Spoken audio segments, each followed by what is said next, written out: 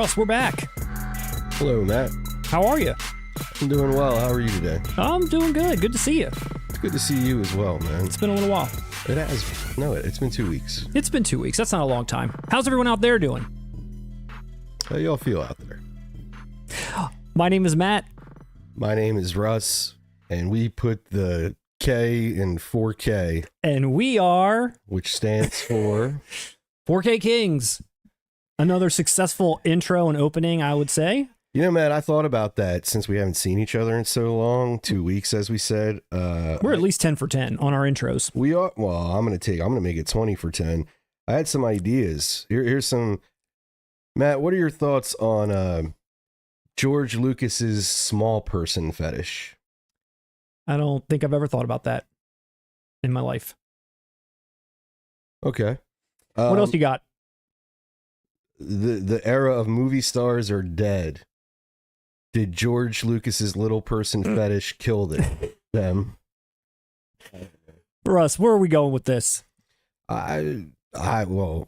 What I've gleaned from it is that you're the wrong person to ask. I need to speak to Peter Dinklage. You're right. I'm definitely not the person to ask about George Lucas's. And I don't mind making that Peter Dinklage joke because apparently he's a tyrant. Is he a tyrant? Yeah, he's a giant when it comes to douchebaggery. He banned millions of other little people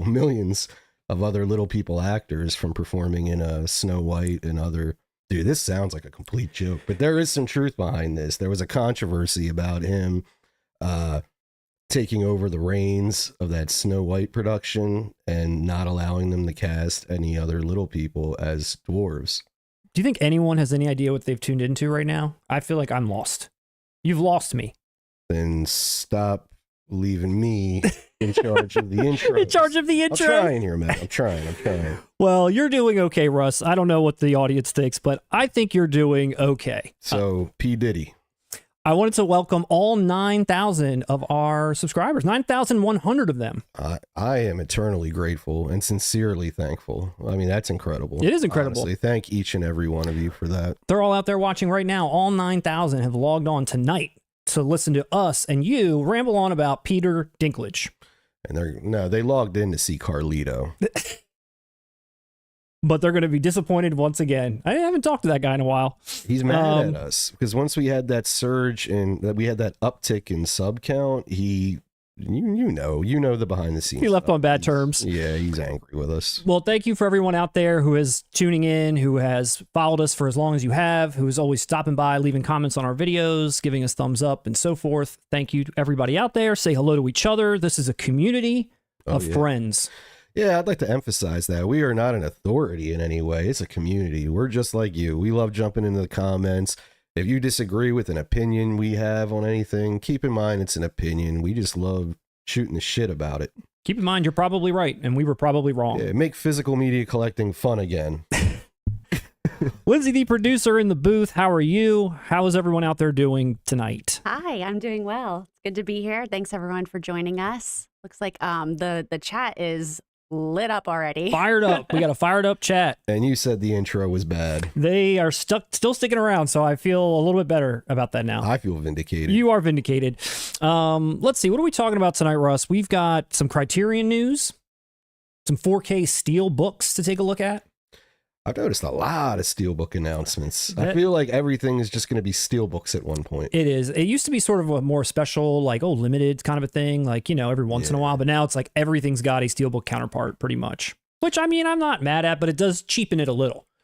They're nice. They are nice. They're nice. They're nice. I like what Sony does with them. I do too. Galaxy Quest 4K. How about that? Dude, hold on. I pre-ordered the Ready to Die Labyrinth edition. Did you? Yeah. That release is crazy. I have to buy. I have to own it. Are you going into Walmart to pick it up? Or are you just getting it delivered? No, I got it delivered. Oh, okay. Not going in there. Not going to put money down there for that. I personally am not ready to die. But I love the artwork. I love the Biggie inspired artwork. The Biggie inspired artwork. Edition. Very nice. Brilliant. Very nice. Did you pre-order Galaxy Quest? Actually, don't tell me yet. We'll save it for when we cover that. Okay. Save it for then. And just so much more. So much more to go. Oh, yeah. What you been up to since we've talked last? See anything? You pick up anything new?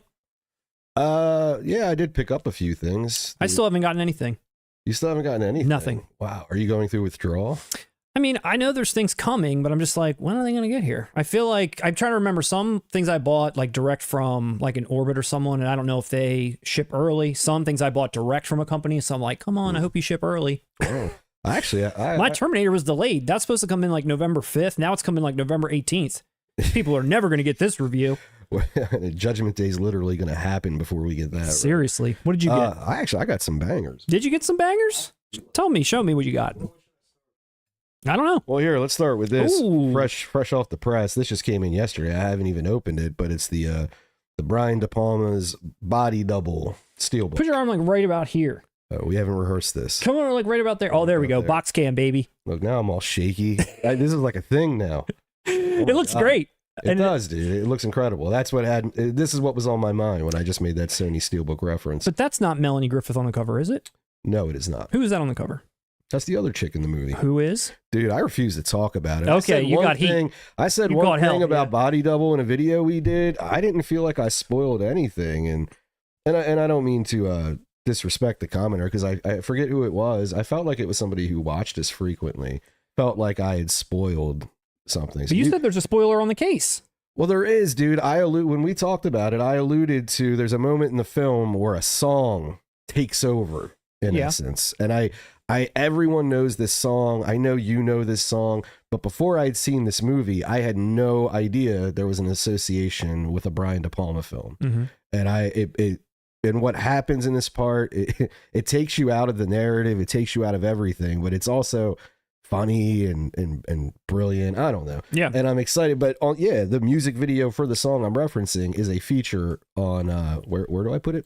Is a feature on the Sony Steelbook of Body Double. Body Double. Body Double. It looks nice, man. I got that in my little... I'm going to want to probably watch that movie first before I pick it up, but it looks nice. Oh, yeah, dude. And I guarantee you will like it. My only gripe was, like I said, I feel like you need to at least watch... You've never seen Carrie or Dress to Kill. No. And I think you should watch those two prior to Body Double. Okay. But I know you're going to enjoy it. Nice. Banger number 2. Banger number 2, the Vinegar Syndrome release of Howling II with this limited slip. I believe I did get this a little early. I think Vinegar Syndrome ships out 2 weeks in advance. Is that Christopher Lee? It is, man. Okay. It is. So you know this film is legit. I'm surprised you've never seen it. This film is often mentioned in the same sentence as Psycho, Silence of the Lambs, you know. Howling 2, it's that nah, dude, it's a fucking crazy movie. It's hilarious, unintentionally hilarious, and involves dominatrix like leather outfits and werewolf orgies. Nice. Okay. All thrown into one. I could have said that sentence better, but I think you guys get the gist. Mm-hmm. But this slip, dude, this limited slip that Vinegar Syndrome attached to this release, check that out. I dig it.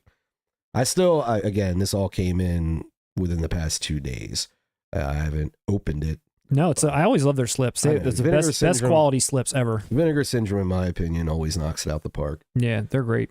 They have a nice, like, smooth feeling to them. Don't they feel smooth? Oh, yeah. Almost it's like velvet. Embroidered, matte. Yeah, it's suede. Yeah, finish. Suede slipcase. It is. It's nice. Nice. I'm getting excited. Banger number 3. Banger number 3. This is a twofer. Because we were talking about Kino. We were. And that was the one label I felt like I kind of slept on so far this year. So I corrected that. I noticed on Amazon one day that Crybaby had dropped to 1934. Okay. So I was like, okay, I got to jump on that now. Right. Okay. And while I was doing that, with the Kino sentiment in mind, I also picked up Brokeback Mountain. Oh yeah, I got that in the mail already. Yeah. Oh, you picked it up? I did pick that up. You were picking it up. Yep. But yeah, it was one of those releases, and I noticed I did this with Eternal Sunshine. I took it for granted. Mm-hmm. And I mean, not that it's not available anymore. I could still pick it up. But for some reason, actually, some of the reviews of Eternal Sunshine were sketchy about the transfer. Mm-hmm. But with Brokeback, it's like, anyone who's seen it, dude, that cinematography is incredible. Oh, yeah. Every scene, visually, you know. I know everyone's going to start making jokes. Oh, yeah. Every scene visually is beautiful. Mm-hmm. You know? Yeah, for sure. And I did. I was like, dude, I can't do what I did with Eternal Sunshine. I had to pick it up. So I did a Kino twofer. Crybaby Yeah. Both slips. You know, Gotta have the it's slips. part of collecting. It's ridiculous, but that's what was on my mind. Was like, I don't want to miss, you know, the slips. Okay. And last but not least, probably the most sought after title of the year, I picked up the Blu-ray release of Mother's Instinct. Matt, you said so many great things about this movie, I had to blind buy it. I wasn't sold until you told me it was your favorite movie of this century so far. Best American film of this century. No, when you told me, you said it was the best global film. of the century. Best global. You didn't limit it to America. Just America, yeah. Ah, man, I have to support Anne Hathaway. Everyone knows you love Anne Hathaway. and all her endeavors, and I'm honestly interested in watching it. I am. I like the trailer. Jessica for it. Chastain's good. I'm not a fan, but Okay. the trailer looked good. It does. and I like Anne Hathaway. I'm thinking about maybe watching this one with the wife. You know, so make some free time. We got to watch this. Let's get a review of this cooking.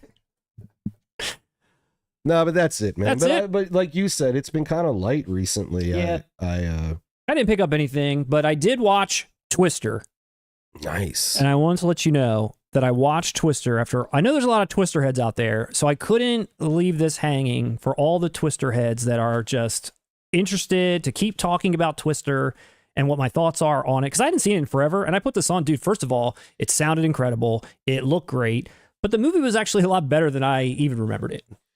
I love the one inspirational speech. That's a good part. That one gets me in the feels. I forgot that Bill Paxton's like a tornado whisperer. Like he kind of like he's like looking at them and he's like, no, they're gonna go right, back up. You know, like everyone like it's like he doesn't know what he's talking about, and they keep driving, and then they like After all these years, did you actually feel like, wow, Jamie Gertz got shorthanded in life so hard? Yeah, there. it was harsh. That was the way that she harsh. gets dispatched. Exactly. It was yeah. like not great. That was I honestly, what I called it in recent years, I just felt so bad for her character. I did. I was so wrapped up emotionally in her plot. I didn't care about any of the weather. They give her one line that I thought about after the fact that tries to make it seem like it's okay, where she's like, you know, who are we kidding? We both knew this wasn't going to work out or something. So it was kind of like, yeah, she was prepared for this. This wasn't like just the rug pull. She was rationalizing out loud because she was embarrassed. That's what it was. It was. She had a dark end after that film finished, man.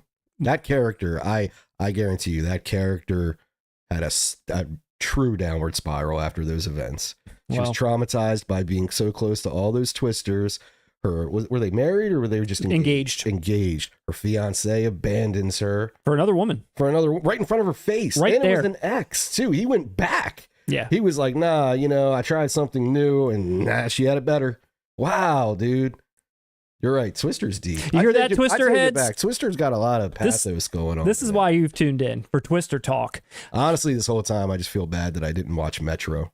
Humans Were Being also. I wanted to let you know that I did pick up on that this time. That is the song it's not played for very long, but out of all the snippets that are played, that one's played for like 20 seconds, and you get a little solo in there, and it's like, okay, I see why they put the video on.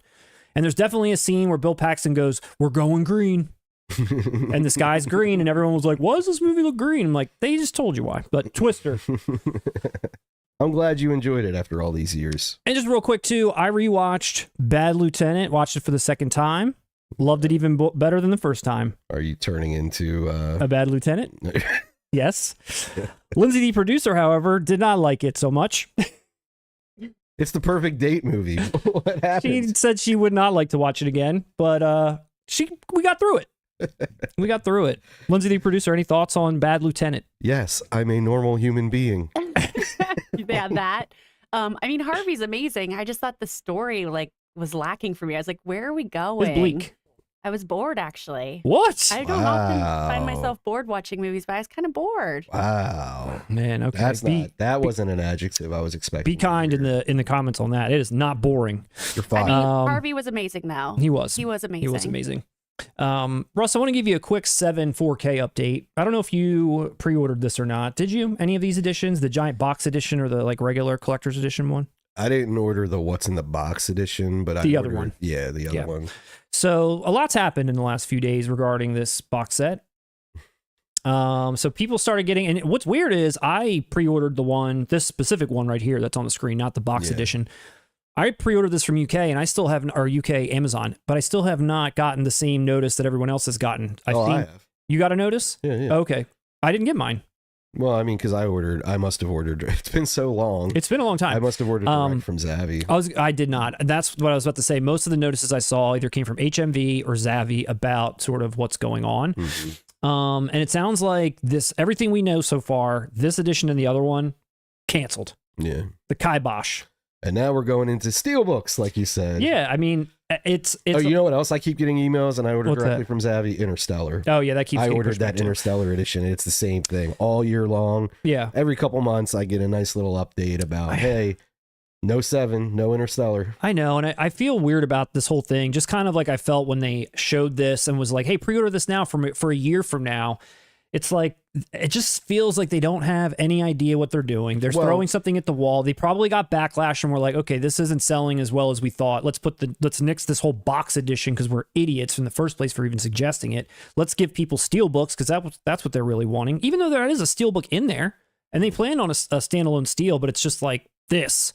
They're getting rid of. I think despite her thoughts on Bad Lieutenant, Lindsay described it best how it's, setting it up for the write-offs and business for, what is it? Yeah. See, I'm not a business guy. No. I come from the heart. I'm more of an artist type, man. But it made sense when she explained it about how they want their quarterly to look good. Quarterly, so they put a lot of stuff out there. Some pre-orders. When we become the massive brand that we will become, I should probably learn things like this. This is the message that I saw people get from HMV because, like I said, I did not get it, and it was this whole long thing about what you're going to do if you paid by credit card or if you ordered it from here. But I thought the most interesting part of this whole thing was like the message where they're saying, thank you for your patience while we develop our 4K restoration plans for David Fincher's 7. It's been a year, but we're still developing them. We're pleased to announce the restoration will finally be released early 2025 with a brand new 4K scan carefully overseen by Fincher. 2 products will be released, a digipack and a Steelbook release developed and designed by Fincher himself. This means that these products will replace the previous What's in the Box and Ultimate Collector editions. Pre-order for the new products will go live in early November. Apologies again for the delay, and thank you for everyone for understanding. We can't wait for you to experience 7 in more detail and depth than ever before. So Fincher, who is like not interested in updating a lot of these films, all of a sudden he's going to update this and create the box? What else is he not interested in updating? I've seen a lot of different things where he's like dragging his feet on like Fight Club, and even this was like a shocker for most people. I just thought he wasn't interested in doing a lot of these restorations. You know what I came across the other day? You ever seen that clip of when someone asked David Bowie about 7? No. Because his music's in the film. Yeah, but I don't remember. It came across like he wasn't a fan, that he really didn't like it. And then he ended it, though, by saying, oh, I did think Morgan Freeman was brilliant in it. But I forget what he said before, but it was very dismissive. It was kind of, I think they asked him, would you have liked more of your music to be made in it or to appear in the film? And he said something along the lines of, no, I think that was enough. That was, he was very eloquent. Those 10 seconds were enough. Yeah, we got to find that. I got to show that to you. So I don't know, someone in the comments, if you know what I'm talking about, maybe they could elaborate further. Yeah. But I don't know how everybody's feeling about this. Like I said, I'm kind of like, it just seems silly to me to put up all these different pre-orders and mock-ups, have all these people pre-order it and then be like, actually, we've changed our minds completely. I mean, I don't know. I don't know how many people pre-ordered out there or didn't, or what they're going to, what are the digipack I'm interested to know, like versus the Steelbook. Because usually I would have imagined just some regular slipcase, but a digipack he's making. I don't know. Okay, Fincher, I'll keep my, my thoughts. Or it could just be a little press statement to sound nice. Sound cool. It's still games as usual. Yeah. Like his film, The Game. It'll all get canceled anyway. It's all canceled. This is just a precursor to everything John getting Doe's messing with us all, and he'll win in the end as usual. But I will say this. I mentioned how the same thing is happening with Interstellar. At least with Interstellar, I know there's an active movement out there trying to destroy the film. Mm-hmm. I've heard plenty of news about that. Yeah. So I understand the delays there. I know. And same thing, like we're even talking these tactics with like Terminator 2. Like I pre-ordered the Steelbook, but we know a collector's edition will probably come. So I'm going to have to cancel that before I get this. It's like pre-ordering sucks. Speaking of pre-orders, speaking of another update that, Russ, I know you're dying for, and that's for the film box set for Supernatural Shockers. I couldn't pass this by. I wanted to make sure that you knew, Russ, that let's say you were looking at this box set and you were like, I really want to dive in, but there's just way too many films in here for me. There's the Robotrix and Dr. Vampire, 3 erotic ghost stories. It's Robotrix. Robotrix. And that's what's hilarious, because if it's Robotrix, like I think it is, we don't know. If it is, we've been saying Robotrix like it's a crew of robotic AI prostitutes. Robotrix. I think it's like Robotrix, like one. You're probably right. I know, but I like calling it Robotrix. Me and if too. not, we need to write that script. Me too. I like Robotrix better, but if you only wanted your ghost stories to be erotic and you only were interested in 1, 2, and 3 of erotic ghost stories, well, 88 Films has got you covered. Thank God. And they've got their own box set coming out. Pre-order? Here you go. I'm running out of room on my shelf. I wanted you to know about this. And the people at home. There was a lot of people that were commenting on this before about like what these were and how they are a little wild and, very adult. Yeah. Very adult, Russ. Everyone I've watched so far. Robotrix, very adult. So I don't know if you pre-ordered this, if you're going to pre-order both, or what you're going to do, Russ. But like I said, wanted to make sure that you were up to date. I like that you're keeping your eye on it for us, Matt. I want everyone to be aware of the erotic ghost stories. Like this one in the middle here, this lady with like the knife. Like, what's that about? Tell us. What's it about, Matt? I don't know. What is that about? Stop playing coy. I would love to just see. I just got to look up a trailer. I'm curious to see what the quality of these films are and like what does it look like. I know it's they're older films. Who put this out? Maybe they should send us advanced copies so we could know our stuff before we talk about it. I honestly think we don't need new James Cameron or anything like that. We just need advanced copies of the erotic ghost story trilogy and supernatural knockers, as Matt refers to it. I like that. I think these are actually. I think this is actually kind of cool art. I would just have this cool box. Art. Like up, not even watch these movies. Give me just a print of that. And I'm with you. We're not roasting these releases. I have no idea. We're roasting ourselves. Mainly.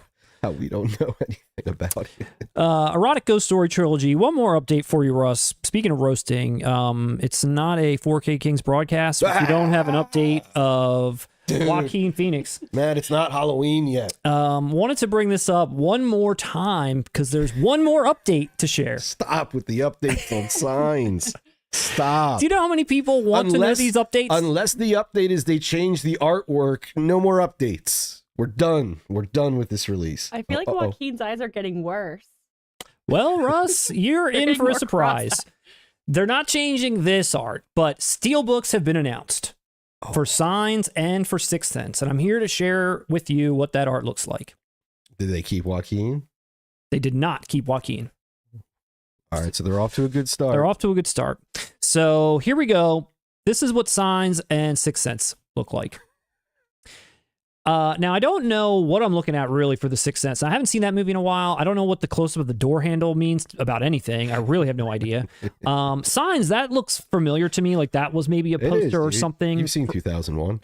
I don't mind that. And if I do pick this movie up, which I probably will, that's probably the way that I'm going to go. I can't pick up the Joaquin Phoenix art. Nah, you got to go with... I got to go with the Earth. You got to go with the BBC Earth documentary edition. Of Signs. But dude, what is this? Am I wrong? Like, someone tell me out there, what is the door handle like significance? Here's, this is what Signs looks like opened. Which again, doesn't bother me. That's not bad. Yeah, that's actually decent. Yeah, it doesn't bother me. Even like how we talk about the opening of the case itself, like it's split in a normal way. Things aren't like cut off. It's not weird. It's like the cornfield, the family there, that back little, crop circle thing. It's indicative of the movie. It's cool. But the cover, it's like, I'm just waiting for Superman to fly by. It's true. Like on the spine here, I was hoping that the Earth wouldn't continue.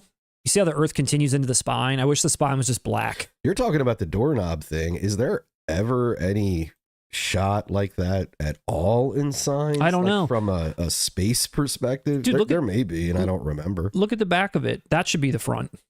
That was like the original poster. Remember, it was like counting down to 6, and it was like orangish though, and there might have Haley Joel Osment might have been on the cover. I don't remember, but that was the thing. That should be the front. That maybe in another in another territory we're unaware of. That was poster art. That's happened sometimes. Remember, I forget. There was one title we were talking about, and we thought it looked trash, but what it was it was just a territory it wasn't America, and that was the release there. Yeah.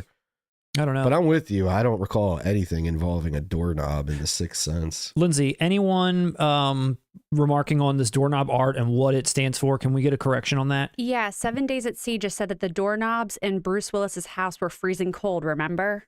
No. And that's the focal point we're going to make on the Steelbook is his freezing cold doorknobs? And I'm not even like, I don't remember that at all. I mean, no offense, but who cares about that? Like, it's okay that maybe that's a plot point or something, but why is that the cover of the damn movie? Was it a... Imagine that was the poster art for the film, a doorknob, because it got cold when Bruce Willis, in his house touched it. Well, slow down, champ. I'm still trying to figure out... I literally don't remember that at all in the movie, and I've seen The Sixth Sense. It's been some time. But was it a big point in the movie? Is it worthy of being on the cover? Let me look. If you look close to, can you see it better here? See how there's some cold, I just realized there's some like coldness on the front of the, yeah. I didn't see that before. Whoever commented and explained it, it makes sense. But now I'm just thinking, if I don't remember anything about that, was it so significant that it should be the centerpiece? Should it be the cover art? And that's what I'm asking, because maybe I'm wrong. Maybe I am just completely forgetting. According to the studio, you're wrong. Because they are the ones that said, this is what's happening. This doorknob. Doorknob edition of The Sixth Sense. So, I don't know. I mean, the regular of this doesn't bother me. So if I pick this movie up, it'll probably be that. And if I get signs, it'll probably be that Steelbook. Or you could just get the original or the regular signs just for the jokes, just to have that dumb looking one. I want a mashup of signs. I want that aerial space view of it with Joaquin Phoenix's head floating around in zero gravity. That's what I would pick up. We just make our own slip. Yeah. Yeah, a lenticular one. Yeah. Or like if you move it, Joaquin Phoenix's Pinocchio face on the one version is like going back and forth above Earth. Yeah. That would be beautiful. I'd put that right next to my Ready to Die Labyrinth edition. These are the funny editions of the year. Funniest editions of the year. Yeah. Pretty silly. That should be its own top 5. So those are all the updates for us. But what do we got coming up for the people? We've got a review of Repo Man coming up. We do. Repo Man 4K from Criterion. Still not 40 Last years Dragon. in the making. 40 years in the making, yes. Kind of like a lot of these reviews we've been doing lately. Still no Last Dragon. The people are clamoring for it. For Repo Man or for Last Dragon? Trust me, the one person is clamoring for it. Which one? Repo Man? No, Last Dragon. Yeah. Didn't he? Didn't he wants that? Yeah. If he's we have to give it to him. He's been asking us for that since it came out, it's been probably 13 years now. At least. We've got a review of The Hitcher that's going to be coming out once we receive that. It comes out September 30th. I don't know. I forget where I ordered that from. I don't know if it'll be coming early or we'll have to get a review of that later. Mine was Diabolic. Yeah. So we have a review of that coming up, plus a review where Russ talks at me for 45 minutes about how Hollywood's dying and why they won't fix it. Did you ever think, Matt, maybe you didn't deserve to get a word in? I really had not much to say. I did. I ranted. I hope we can edit this to make it seem, sane. It was about an hour and 15-minute rant where I haven't really looked at it yet, but I'm pretty sure I speak for maybe 5 total minutes of it, and I'm just these quick punctuation points. So we'll see how that works out if that sees the light of day. But it might. It might. That might be coming down. That might be in the pipeline. It might be coming. So we got a lot coming. We just put up our 80s crush video as well. Controversial. Very controversial. I did want to give a lot of controversy out there over our 80s crush video. There was, and I don't know. I wanted, interested to know what everyone thought, what their alternate crushes would be. But there were a lot of people that did get mentioned that I kind of was like, oh crap, I did forget about them. Some people that I feel like we have to take a few viewers to task who were saying, especially about Christina Applegate. We were going back and forth with someone, and all love to you if you're out there in the chat, but we were definitely going back and forth with someone regarding Christina Applegate being a crush, and you said something to the effect of well, this is cinema stuff. Yeah. And then they accused us of changing the title because they thought it didn't say cinema at first. They felt like we added cinema on there to... I accused you of it too. Make that person look stupid, which we definitely did not. I thought you were trying to make me look stupid too. And then you made a joke about... none of these crushes caring about what we have to say anyway. This is all just fun, whatever. But then that person thought you were just another viewer and was like, well, they keep responding, so they must really care about what I've got to say. Which was true because we were responding to him. I know. And then he doubled down on the fact that Christina Applegate was a crush, a movie crush of the 80s. And I'm like, no.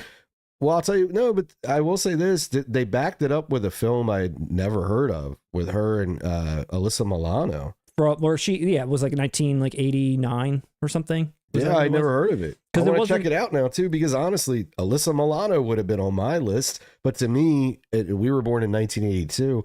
Alyssa Milano was Who's the Boss? Yeah. And let's not kid ourselves. And we're going to discuss what realm, what avenue Alyssa Milano was successful in.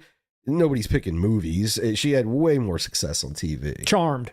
Yeah. She had 2 hits on TV. Who's the Boss? None in the movies. Who's the Boss? Big time. What was Fear her biggest movie? And she's like the 6th cast member, like 6th build. Embrace of the Vampire took the world by storm. Mm-hmm. I'm struggling to even make a joke out of any other movie she's been in because I can't think of any. A lot of Elizabeth Shue love. I think, the comments. Yes, I would say I wouldn't say drop the ball, but yeah, I wasn't crushing on her. Maybe some glaring. I wasn't crushing on her until the 90s. I feel like Elizabeth Shue aged very well. I feel like to me, she's someone who, as she got older, she became even more, not that she was, I mean, she wasn't anything to sneeze at in the 80s. I'm just saying, like, to me, I liked her as she got older. I loved Karate Kid, and there was just never any feelings there at all. Don't know. But there was a lot of that love out. Somebody mentioned Rae Dawn Chong, which I should have, thought of as well. She was super cute. Colleen Camp from Clue. I saw a lot of Colleen Camp love and Mia Sara love out there. Yeah. Mia Sara, we originally kind of played around with, but these other ones we didn't. But it seemed like, the Christina Applegate thing, to me, it was funny. I always thought her film debut was Don't Tell Mom, which was 91. Yeah, and that was basically right off the heels of Married with Children. And I'm about to say, and you and I are huge Married with Children fans. That's easily, probably my favorite. I say easily, probably. Easily, probably. It's probably easily my favorite sitcom of all time. Oh, for sure. For sure. So I definitely associate her more with that than anything else. But you could make the argument for Christina Applegate having more success in films than Alyssa Milano. Now, Russ, one thing that we talked about in this video that before we move on to the news, I wanted to solve for the audience, because you dropped a twist ending to this video that, as we were talking about our crushes, you mentioned that at some point there was a 80s star that had a crush on you. And nobody, I don't think, even really cast a guess out there. Maybe not really everybody watched to the end, because at the end, we shared a picture of you with some 80 star who will slow roll the name until maybe there's some people out there that want to guess. But I don't know if you want to tell that story and then we can lead into who it is. I've got a little bit of a slideshow here that you've provided from your time with this person. So you want me to not say the name, but tell? Because I want to put the pictures up and see if, as the pictures start coming up, that people maybe recognize this person, and then they can. But just avoid until the very end. We'll show who it is. Avoid using the name. Yeah. I'll also say there's an Easter egg in this 1980s video. If anybody can figure it out, kind of a mistake, but no one picked up on it. I don't think I did either. You didn't know. You edited that one, and you didn't know what you did. I know something though, but because it was it was part of the clips and footage I gave you. Yeah, and there is technically one mistake in that video. I'm interested to see if anyone could pick it out. Okay. But yes, okay, let's do this. Let's do this. Tell the people who crushed on you. Well, are you pulling up the photos? Am I saying it? I'm just start with the story. Just start the story from beginning to the end, and I'll put the pictures up. Okay. Let's say 16 years ago, maybe 15 years ago, at a convention, at a film, celebrity convention. You go get pictures, autographs, that type of thing. Mm-hmm. I was in line for a signing with one celebrity. And then the way it was set up, you could see there was another celebrity to my right. And while I was waiting in line, I would glance over and notice no one was in this person's line. The name's right on the photo, dude. I noticed no one was in this person's line. And, I knew who this person was and kept watching. I was like, whoa, they keep pulling a bottle out of their purse. And that was just a beer. Hold on, that was just a beer in the photo, I right? can't believe they're just sitting at this table, just digging in their purse, swinging listen. beer while you're in this line, just looking over. No, awesome. no, it wasn't like it Sneaking wasn't it? the beer. The beer wasn't in her purse, so there was other, some kind of like flask type situation. And so I'm like, watch, and keep in mind, you're chuckling, but like, I have a lot of respect for this actress. Honestly, there's one movie she's there for that everyone knows, but there's other projects she's worked on I'm a fan of. But yeah, so I went to her table next, in no line, walk up. And this is 16 years ago, where it was a little more lax at these conventions. Like today, you would never see, especially a female guest, like unaccompanied by her own personal like security or people or someone, But this was the old days. This was when it was lawless. And no, I walked up to her, do this thing, how my autograph, all that stuff. And Matt, she was pretty handsy. She was pretty handsy, right? So at first it was cool. She was, like just real, like drunk, right? Yeah. Let's take the picture and all. I'm like, cool. I'm blushing in that photo. Look at me. I'm a fresh-faced 30-year-old, blushing, beardless. And I'm like, yeah, great. And then, my friend took the photo, and then she kept wanting to take more. Oh, look, she's getting closer now. I'm not kidding. Like, I started to kind of walk away, and like, she pulled you closer. She was holding me. She wouldn't let me walk away, right? And my friend kept taking the photos, and she was like, no, one more. Like, we didn't get it right. Now look, she leaned in. Yeah, dude. Did you look like you're a married couple in this? Well, you can see on my face, now I'm in a position where like, I have no idea what's going on. It's like, I grew up watching you on TV. Yeah. And yeah, dude, she kept doing it. At one point, she's like wrapping her leg around me. Oh, I my think that's God. like do we have? I don't give have a you picture of that. I think I have a photo of that. I don't have a picture like of that. her leg, like she like stopping me, kind of like, hey, don't go. Yeah. And I kept talking to her like, oh, nice to meet you. Like, 'cause I didn't know what to do at that point. I do regret when I look back on it. I'm like, man, maybe I should have just like went with it. Could have made I a was move. single at the time too, which is So you're saying you could have made a move and possibly succeeded? Possibly. Okay. Although that would have been wrong. She's intoxicated, man. Oh, that's you true. are a sick man. I forgot about that part. You're right. Yeah, you asked for a forgot phone about number that. and that's it. You've been watching Supernatural Shockers too much. These erotic ghost stories, they're getting to me. A lot of. No, but I mean, but then she was so like talking that I realized while we were still talking, like, wait, I never paid money. Cause it costs money for this stuff. And she just kept talking and like flirting, honestly. And I just walked away. I didn't pay for it or anything. Yeah. Got the autograph, got multiple photos that she insisted on taking. And let me reiterate, like I'm taking the piss out of it. She wasn't like falling down drunk, problematic. She just seemed very happy to take these photos with you. And trust me, she's not the only one partaking when it comes to the guests at these things. They're at a hotel for a weekend. She's not driving anywhere. But it was fun. And I'll tell you what, for me, I'll never forget it. That's incredible. Like for me, because her name is... well, hold on. Before you say the name, in case anybody didn't see it on that very first picture, has anyone guessed who this person is? Let's take a look. Let me see. I'll bring it up. I'll bring up the chat really quick and just see if I can see. I'm pretty sure they could just rewind the live stream. They can't. We're talking to them. Corey Feldman, Tom Cruise, Michael Jackson, Alyssa Milano. Russ looked like a hostage, says none of your business. Kirk Redgate said she was game. She was, man, but it didn't register. It was one of those things. Oh, I think we got someone. I think finally. So I saw, is it Soleil Moonfry? That's not correct. And then the next person, Dan Joker, coming in. She looks like the girl from Dream Warriors. Dan Joker, you are correct. Yes. There she is. Jennifer Rubin. Yep. What was her name? I can't remember her name in this movie, but she was badass in this movie. When you told me that she was hitting on you, badass in the movie. She's like, in my dreams, I'm bad and beautiful. Taryn. Or say beautiful and bad or something? Yeah, I'm bad. Oh, yeah, I'm beautiful and bad. And bad. Yeah, the photo we have up here. Yeah. And dude, I grew up watching not only in Dream Warriors is definitely the one I watched the most. Yes. But dude, And her character, especially how Freddie, you know, what happens with her and Freddie, it's very, very memorable. But when you told me this whole story, let's get high. When you told me that this story, that I was like, the girl from Dream Warriors? Like, what? Wow. And not only that, dude, I grew up watching The Crush. She played Carrie Elwes' love interest in that, you know? Yeah. She's actually in a very, very underrated film called Bad Dreams from the 80s, right? Mm-hmm. And it's a horror film. It is really good. If anyone out there hasn't seen it, check it out. The director of it, it's the guy who went on to make The Craft, which The Craft is very good. And this is 80s. It's harder than The Craft, you know what I mean, in terms of violent horror type stuff. It's a very unsung film. Well, Russ, that's a great story. Thank you for sharing it with me and the audience. That always gives me a laugh.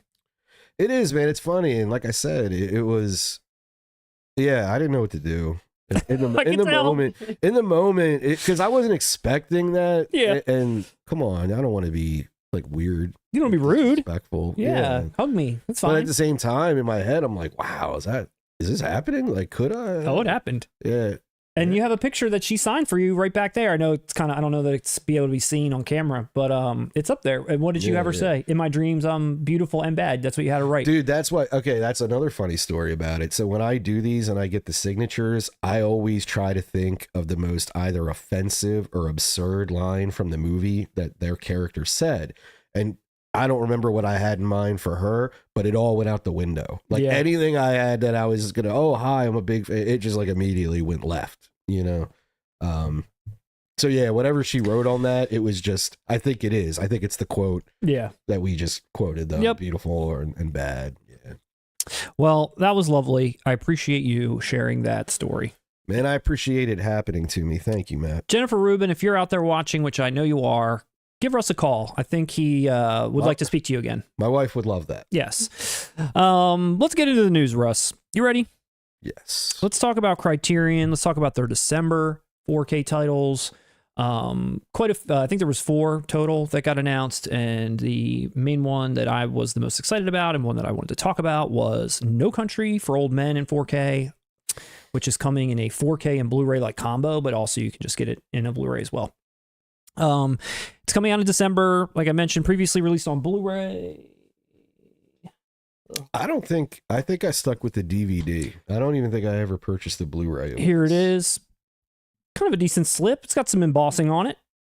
They wrote digital copy like real big on the front. It's pretty lousy. 2-disc collector's edition, digital copy.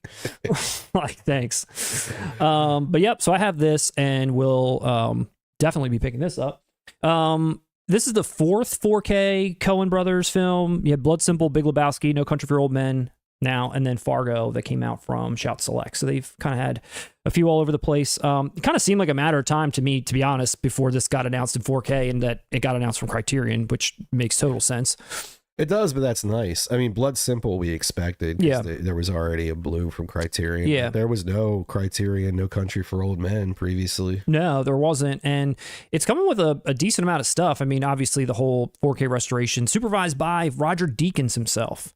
Good old Deakins is back. The Deak. The Deak's back. Dolby Vision, HDR, new conversations with Joel and Ethan. Deakins himself comes back with it for a conversation. Ethan and Deakins got together and chopped it up. Ethan and Deacon. Archival interviews, behind the scenes documentary, 3 documentaries of the making of. So quite a lot. Yeah. It's pretty awesome. Pretty awesome. Pretty awesome that Ethan Deak came back. Ethan Deak is here. I don't know about this art. Why? What's wrong with it? I don't know if it's for me. It's just kind of, I don't know. Why?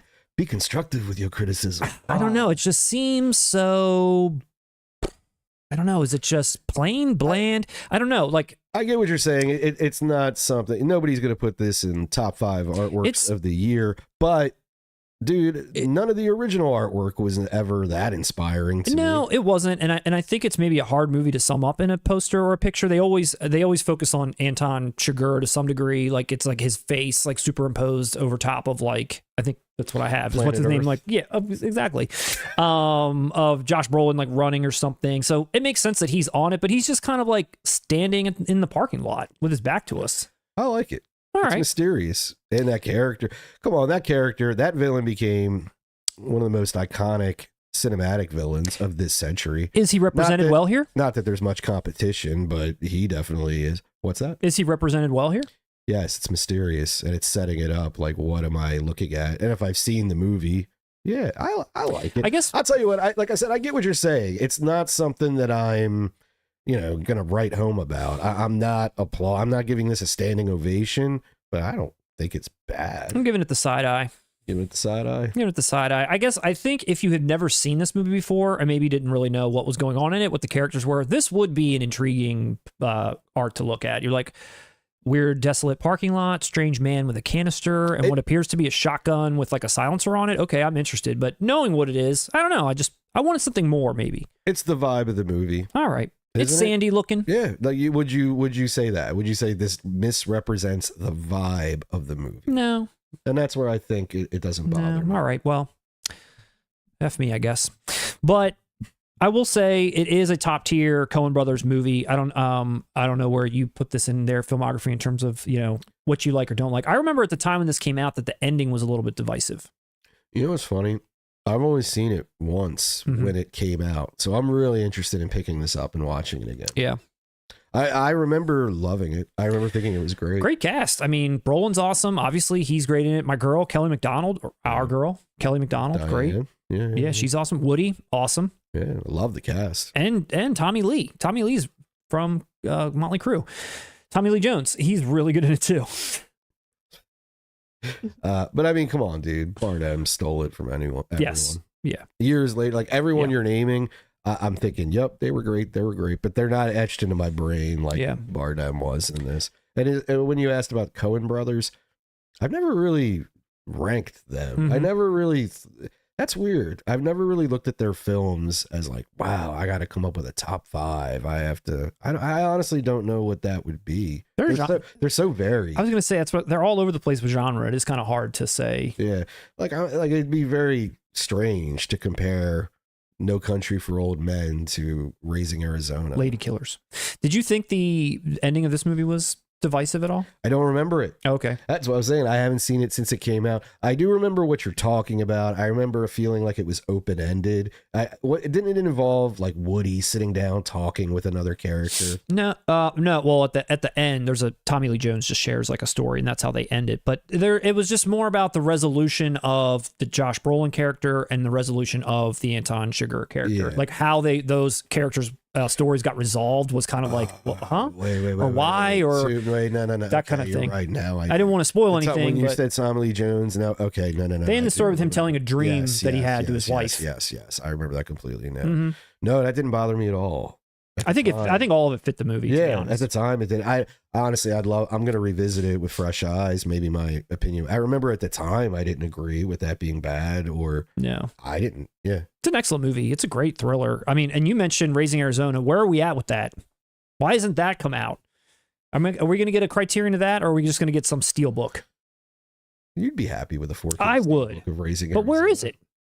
I think it deserves this, not this art, but I think it deserves something a little classier. Raising Arizona. I mean, Raising Arizona is fun. It could go in Steel. You know what you're gonna get if that gets announced. You're gonna get a big old Nick Cage smile on that cover. That's true. I won't get the original poster art. Yeah, you better watch what you wish for on that. They're gonna show. They're gonna plaster him all over that. That's true. He sells. These are the other titles that Criterion's putting out. 8.5. Eastern Condors in Paris, Texas, with our boy Harry Dean.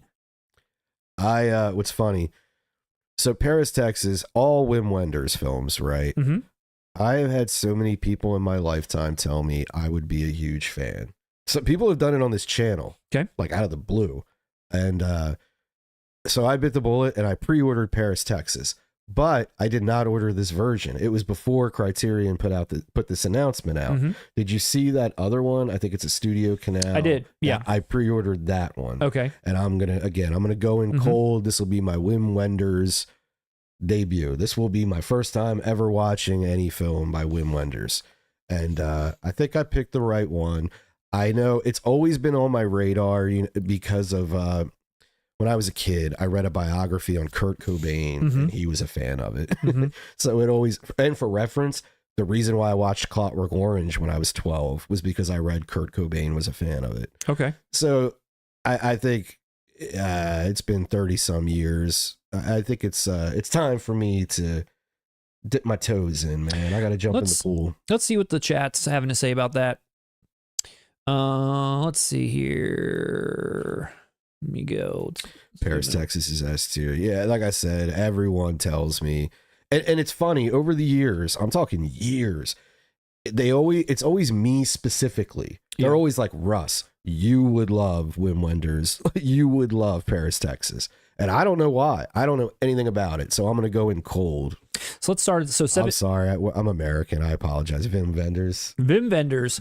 7 Days at Sea. Tommy Lee Jones' final monologue in No Country for Old Men was brilliant. Red Eye Reviews. The artwork is bad, and I usually don't care about that kind of stuff. Thanks, Red Eye Reviews. I knew you'd always be on my side. Although Olivier Savard says, I think it's pretty nice artwork. Way better than what most studios are putting out. That I agree. That's what I'm saying. Their studio, I don't think their it's work anything, is great. Yeah, I don't think it's anything to be outraged about. Yeah. I've seen way worse. Google's Trilo Day said, I love the ending, but my ex hated it. Vincent Doyle, where the hell is Raising Arizona? Yep. I Am That I Am says, best Tommy Lee Jones character in acting since The Fugitive. Paris, Texas is S tier from Google's Trilo Day. Oh, look at Tripler 3. Paris, Texas is the most accessible that you'll... That's perfect, because if that's what I'm getting into first, good. I made the right choice. Vincent Doyle says, if you don't like Paris, Texas, I'll eat my head. See what I mean? And I'm talking like everyone has always said that. Russ, they're always like, you of all people. Things like that. Yeah. They're like, you would love this. So far, I've heard Paris, Texas is S tier and The Third Man S tier.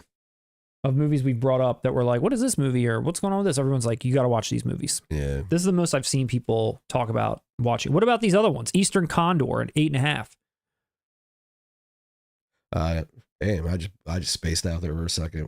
See, this is what happens. I'm like reading the chat. I forget I'm doing the live stream. Like, Russ, are you right here with me? The Wizard with Fred Savage is a remake of Paris, Texas for kids. That's actually 7 Days at Sea. That's what, dude. That's what I was hung up on. I was like, wow, is it? Is that what it is? And in my head, dude, I'm replaying the kid go to see the dinosaurs. Does Harry Dean Stanton get the warp whistle at the end? Toby Maguire's on the steps. California, Paris, Texas. Kind of similar. Third Man God tier says the Boru 1976. I know. As I said earlier in the stream, hey, we're no authorities. We've missed out. You guys tell us what we need to watch as well. You all might as well be in the room right now, too. This is a conversation with everyone. It's a democracy. It is. Let's see. What else we got here? He'll get up. It'll be anarchy. What are people waiting on for the end till the end of the year? Anything that people are still waiting for? Is there anything that I mean, we have obviously a lot of end of year content that'll be coming out as well. All of our favorites. We were talking about doing a physical media award show. Yeah, I forgot. I gave you that idea. You didn't give me that idea. I gave you that idea. I didn't give anyone that idea. We have a history of no, that. Yeah, no. I thought we brought up kind of having doing like one of the last live streams of the year and having a few categories and having the audience vote on some of that stuff. That could be could be fun. I think that is good. But I don't know if anybody else. What's everybody thinking for best release of the year so far? That we have in hand. In hand so far. What's your favorite thing so far? Is this a teaser for our top 5? I'd have to think about that.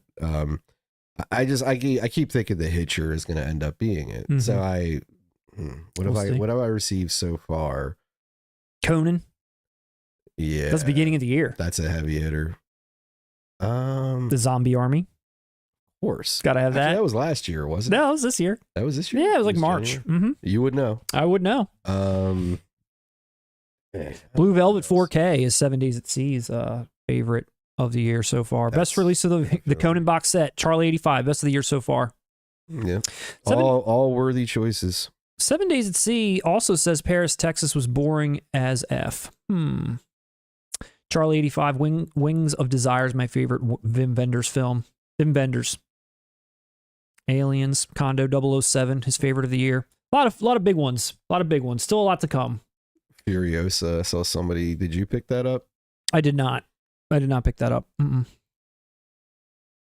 I did not. So let's see. What do we got next for the people, Russ? Or are you still caught in the void of the comments? I am. I'm caught in the void of the comments. I just start reading them all. I'm like, oh. Upgrading my Blu-ray Criterion of Paris, Texas, day one. I forget you're in the room, Matt. You forget that I'm here. All right, Russ. Well, let's get back. Let's get back to it. Let's get you back on track. Ready to talk about some Steelbooks? They're taking over. They are. They are taking over. Steelbooks are taking over. And there's been a couple interesting ones that have been announced. Some that have details, some that don't. But I'm just kind of interested in talking about them a little bit. And the first one, Russ. The first one is a collector's edition of one of the best 4Ks of last year. One of the most sought after 4Ks of last year is now arriving in a collector's box set edition. What could it be? See if I can get it here. What is it? Russ, you might remember, and the audience might remember when I was the most generous I've ever been and gave you Oppenheimer last year when we did our top 5 video of all time. Do you remember the Steelbook, Russ? I do remember you gifting me that, and it was very sweet of you. Am I upgrading it now? Do you remember how like crazy people went when these Steelbooks came out? It was still like when Best Buy was in its like death throes, and people were like refreshing this. Like it was 2003. Dude, we like lucked out and got ours in like France somewhere. Luckily, it was like a whole debacle trying to get this thing. But this was definitely an awesome Steelbook and definitely the one to get. There was a lot of different options, but this one was awesome. Well, now, Russ, now they're doing us a solid and they're giving it to us all over again. And they're updating the art in a few key ways. I mean, you've got a steel or a hard box that it's going to go into with a Steelbook on the inside. It's still got that explosion art in the back and the same probably debossed lettering, but now you've got Oppenheimer himself, in full view, staring right at you like he was on the poster. You got booklet, you got photos, got poster, 2 Blu-rays and a 4K. It's the bomb. What do you think? Double dipping? It's weird. I think how exclusive that initial Steelbook felt. Yeah. Scratched that itch of I have something. Me too. Yeah, it's kind of how I felt weird too. Because I'm looking at all this, I'm like, wow, that's a nice set. If you didn't already lie, that the overall box, I'm not a fan of. It looks like he's looking up at like a radio. And he's climbing the ladder on the back. Yeah, it's like, oh, that's the What's Eating Gilbert Grape edition, dude. Or Arnie exactly goes up to defuse the bomb. Like he's looking up at the. Exactly. Yes. I mean, if you didn't get the other one or didn't get a chance to get one, it's cool that something is now coming out. This is like a close up of what the steel looks like. I know that it's not bad. I know that's the poster art. It kind of looks like a Ozempic Oppenheimer. He looks a little like, I don't know. He looks a little caved in. Looks like step off. I'm doing the hump. Like he's dancing. It's like he's in mid, like I don't know, thrusting his pelvis around. Yeah, he looks a little gaunt, this Oppenheimer, which I guess he was. But that's true. What do we? That's exactly what the guy looked like. But Ultimate Collector's Edition UK, I think only the UK gets all these collector's editions all the time. And I think at this point, all the Nolan films now have come in some sort of collector's box edition. That's true. That matches the style of the Interstellar that keeps getting delayed that I ordered. But where's Memento? They didn't do one for Memento? No, there's not even a Memento 4K. Memento always, over the years, Memento is starting to feel like the bastard stepchild of Nolan's filmography. It is, and it shouldn't be. It shouldn't be. It's like all of his films are in 4K now except that one. All of them? All of them. Oh, wait, no. Insomnia? No, sorry. Insomnia is not. I'm still holding on to my Insomnia And what's Blue. the one he did before Memento? That I forget the name of that too. But wasn't that like a very early, was that a student film? It's probably. That's kind of like. I don't think that's ever come out either. That's kind of like with Paul Thomas Anderson. A lot of people don't mention.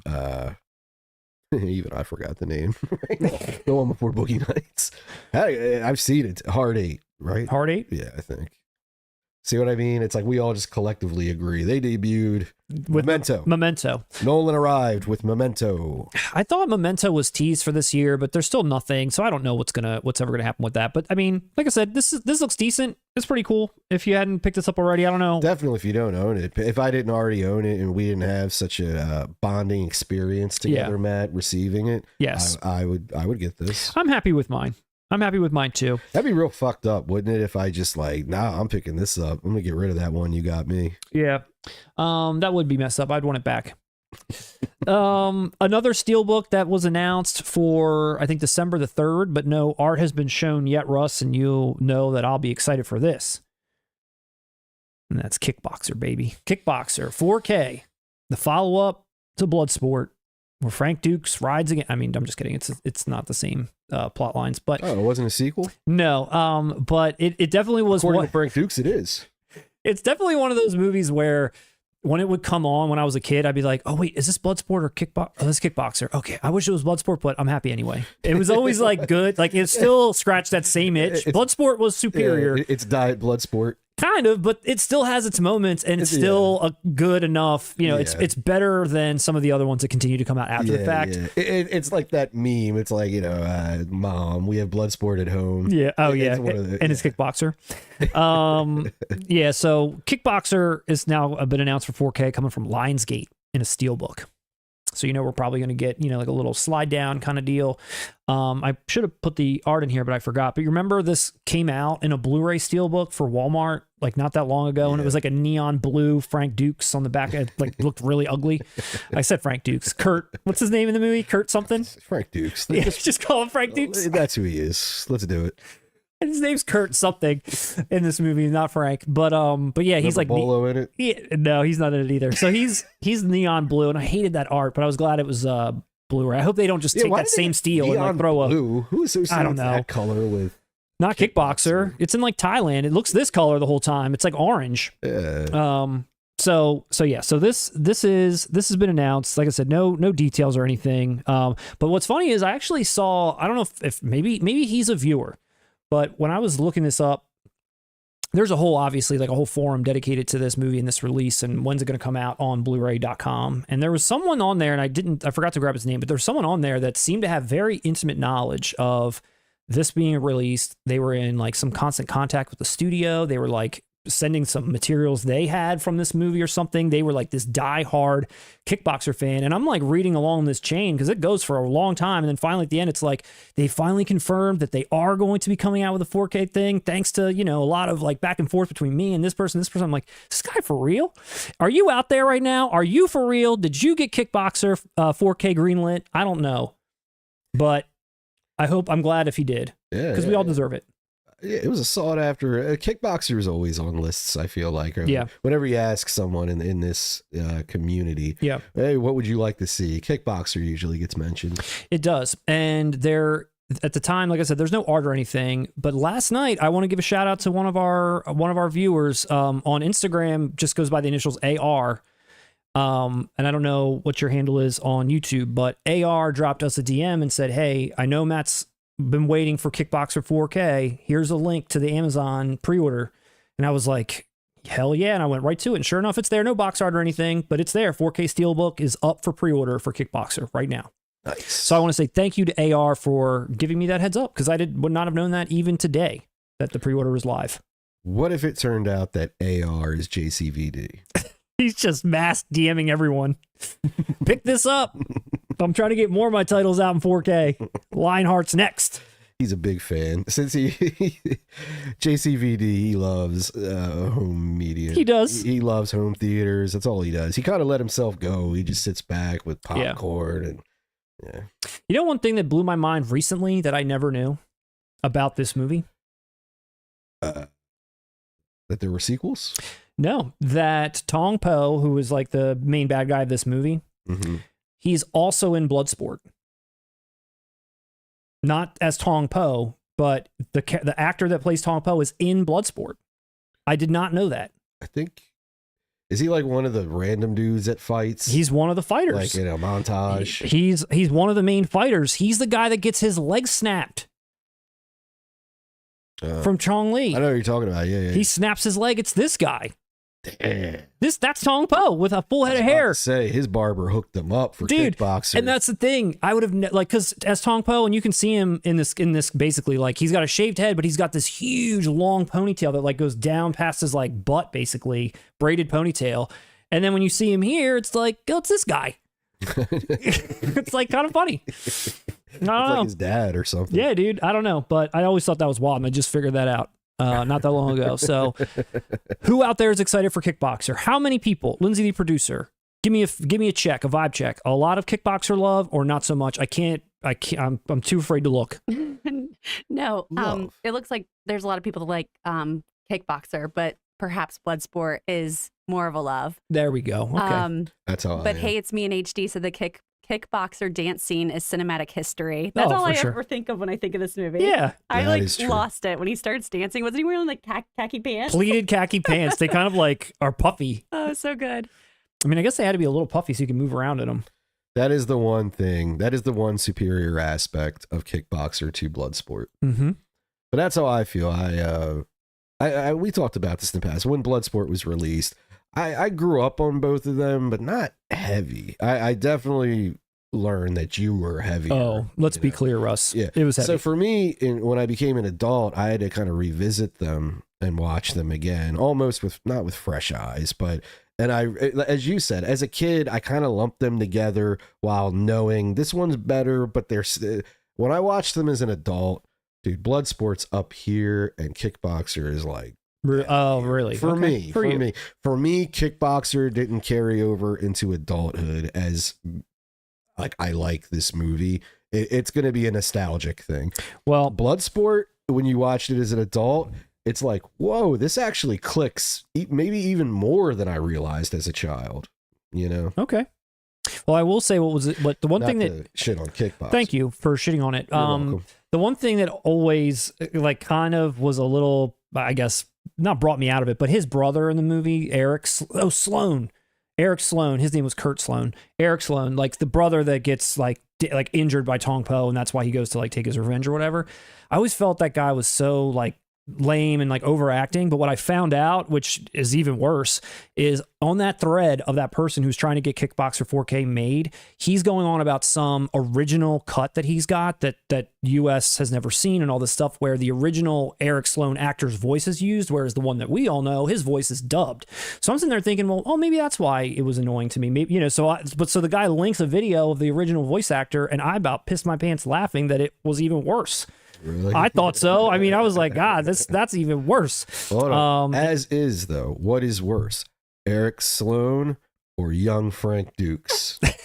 We literally just got a request for Matt to do the young Frank Dukes. Young voice. Frank Dukes. If we have some request, We're fans. I've been begging him to, like the Carlito. I've been begging him on the side to do this. I even told he was like, "Well, how would that work?" I said, "Dude, we'll just dress you up kind of like what and we'll put a beanie on your head Baseball with a propeller. cap. Yeah, no, with a propeller, just to make it look extra stupid." Yeah. And then I would say, "Dude, just act dumb. Like you don't even have to answer questions. It would be hilarious. You do. It's so good, Matt." You train him, but you won't train me. Would you not gonna call the cops? He says like duck cops. That's exactly. Would you not gonna call the cops? It's that line. It's that line. That's. Come on, please do it again, Matt. I started stomping in excitement. I know. Is there another line that he does? I can't remember now. How many lines does that kid have? Just those two on repeat? Just do the cops one. That's They I want an can't do it. encore. Just give it to them, babe. You train him, but you won't train me. I can't keep it together. Would you not gonna call the cops? Oh. Dude, come on. As he like slices the brim of his hat off. He's like, what? Would you not gonna call the cops? We're gonna make it work. I'm gonna get Matt to do this. We're gonna make this work. This is gonna be a new 4K Kings character. Who did they? Carlito needs a friend. It's like, did they cast like a English speaking boy and then someone dubbed over with like a weird accent that they thought sort of would have sounded like JCVD as a boy? Like, what did they do? Well, when you do your character research, you let me know. But you're gonna dig deep, and very soon, I want to be sitting next to young Frank Dukes. I love that scene too, where Frank Dukes and Senzo Tanaka, they're like sitting together and he's like trying to tell him like, you know, now he's an adult and he wants him to train him. And he's like, you always told me to keep an open mind. He's like, you know, they're having that like back and forth. Never stick to one style. Always have an open mind. You are not Japanese. You are not the Tanaka. All right, he's all pissed off. I take it back. I just want you to do a reenactment of the whole movie. Oh, damn it. I want like Eddie Murphy, the Clumps. I want you to be every character. All right, I want you to, and I'll film it. And we'll put it on a Patreon. Oh, come on. From the star of Zombie Army, a one-man performance of Bloodsport. To honor you, King Matt. Come on. Click zoom in. To honor you, Shidoshi. And then you look over, what the hell is a dim Mac? And then I'm like in a new costume. Death touch. No, my cameo will just be okay, USA. Okay, USA. That's all I'll do. I'll walk off, and you do the rest of the movie. Frankie. I play the okay USA guy. You play every other. You fight yourself. We'll edit it to make it look real. I'd pay so much money to watch that, man. Next time, try to keep your clothes on. You even have to play the love interest. Any place, I'll be there. You have to play the reporter chick. I love you, my friend. You guys are out of your minds. Damn, you can do a good one of her. It's like that same scene. Well, he got us again. He's like, yo, guys, you coming or what? Forrest Whitaker. Gotta do the credits. The fight is ready. Your heart's on fire. All right, this is off the rails. Moving along. Kickboxer, we're clearly excited. Hope everyone else is excited out there for our remake of Bloodsport coming to a theater near you. Yeah, I think we need to take an extended vacation of this channel and begin production on this Kickboxer remake. This is a remake I can stand behind. Oh my gosh.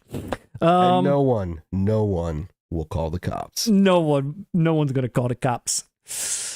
More Lionsgate, Russ. Let's keep moving along here. We're running out of time. All this ballyhoo about Kickboxer.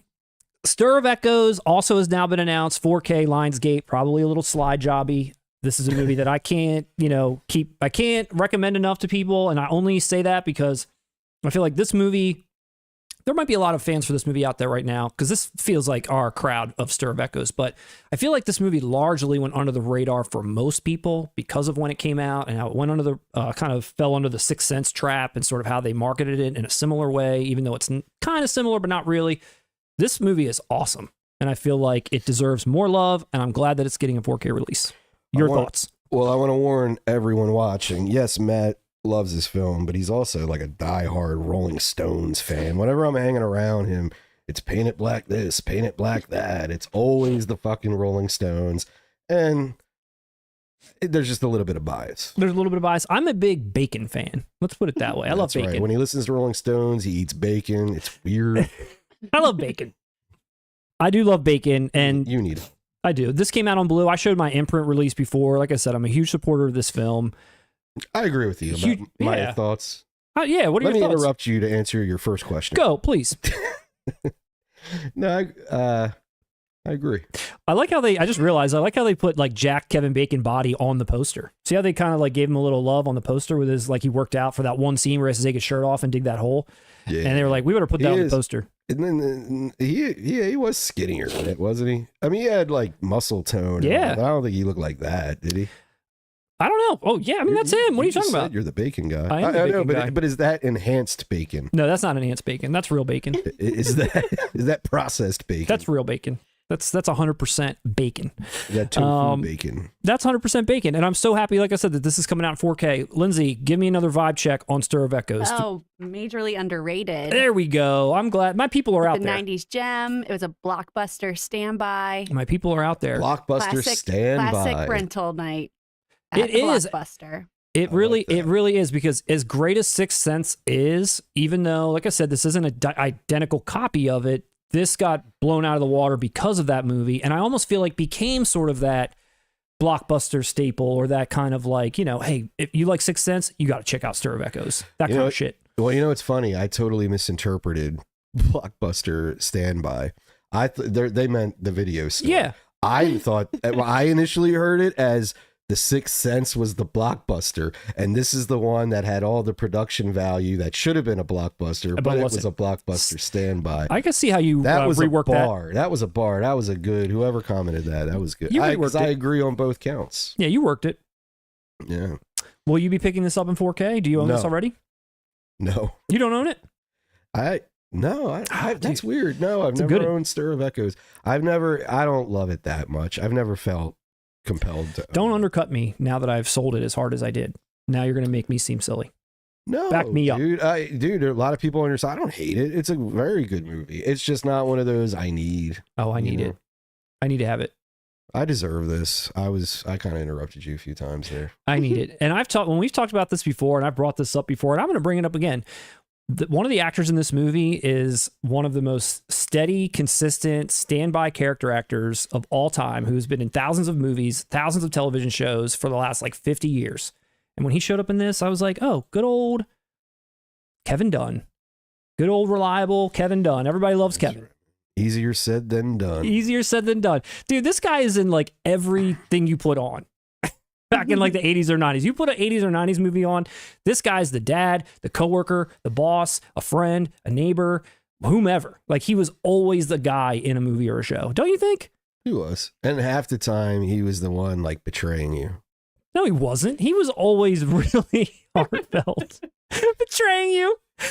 Kevin, you never betrayed me. I'm being honest. There's some movie. What am I thinking of? Yeah, well, you're about to give spoilers away. No, you just did, because that's not Stir of Echoes that I'm thinking of. It was like... Neither was I. I want to say it was The Negotiator or something. It was some other movie. What's this movie I pulled up? I don't know. He's betraying someone in this. He's like, gotcha. Celebrating it. He's looking, gotcha.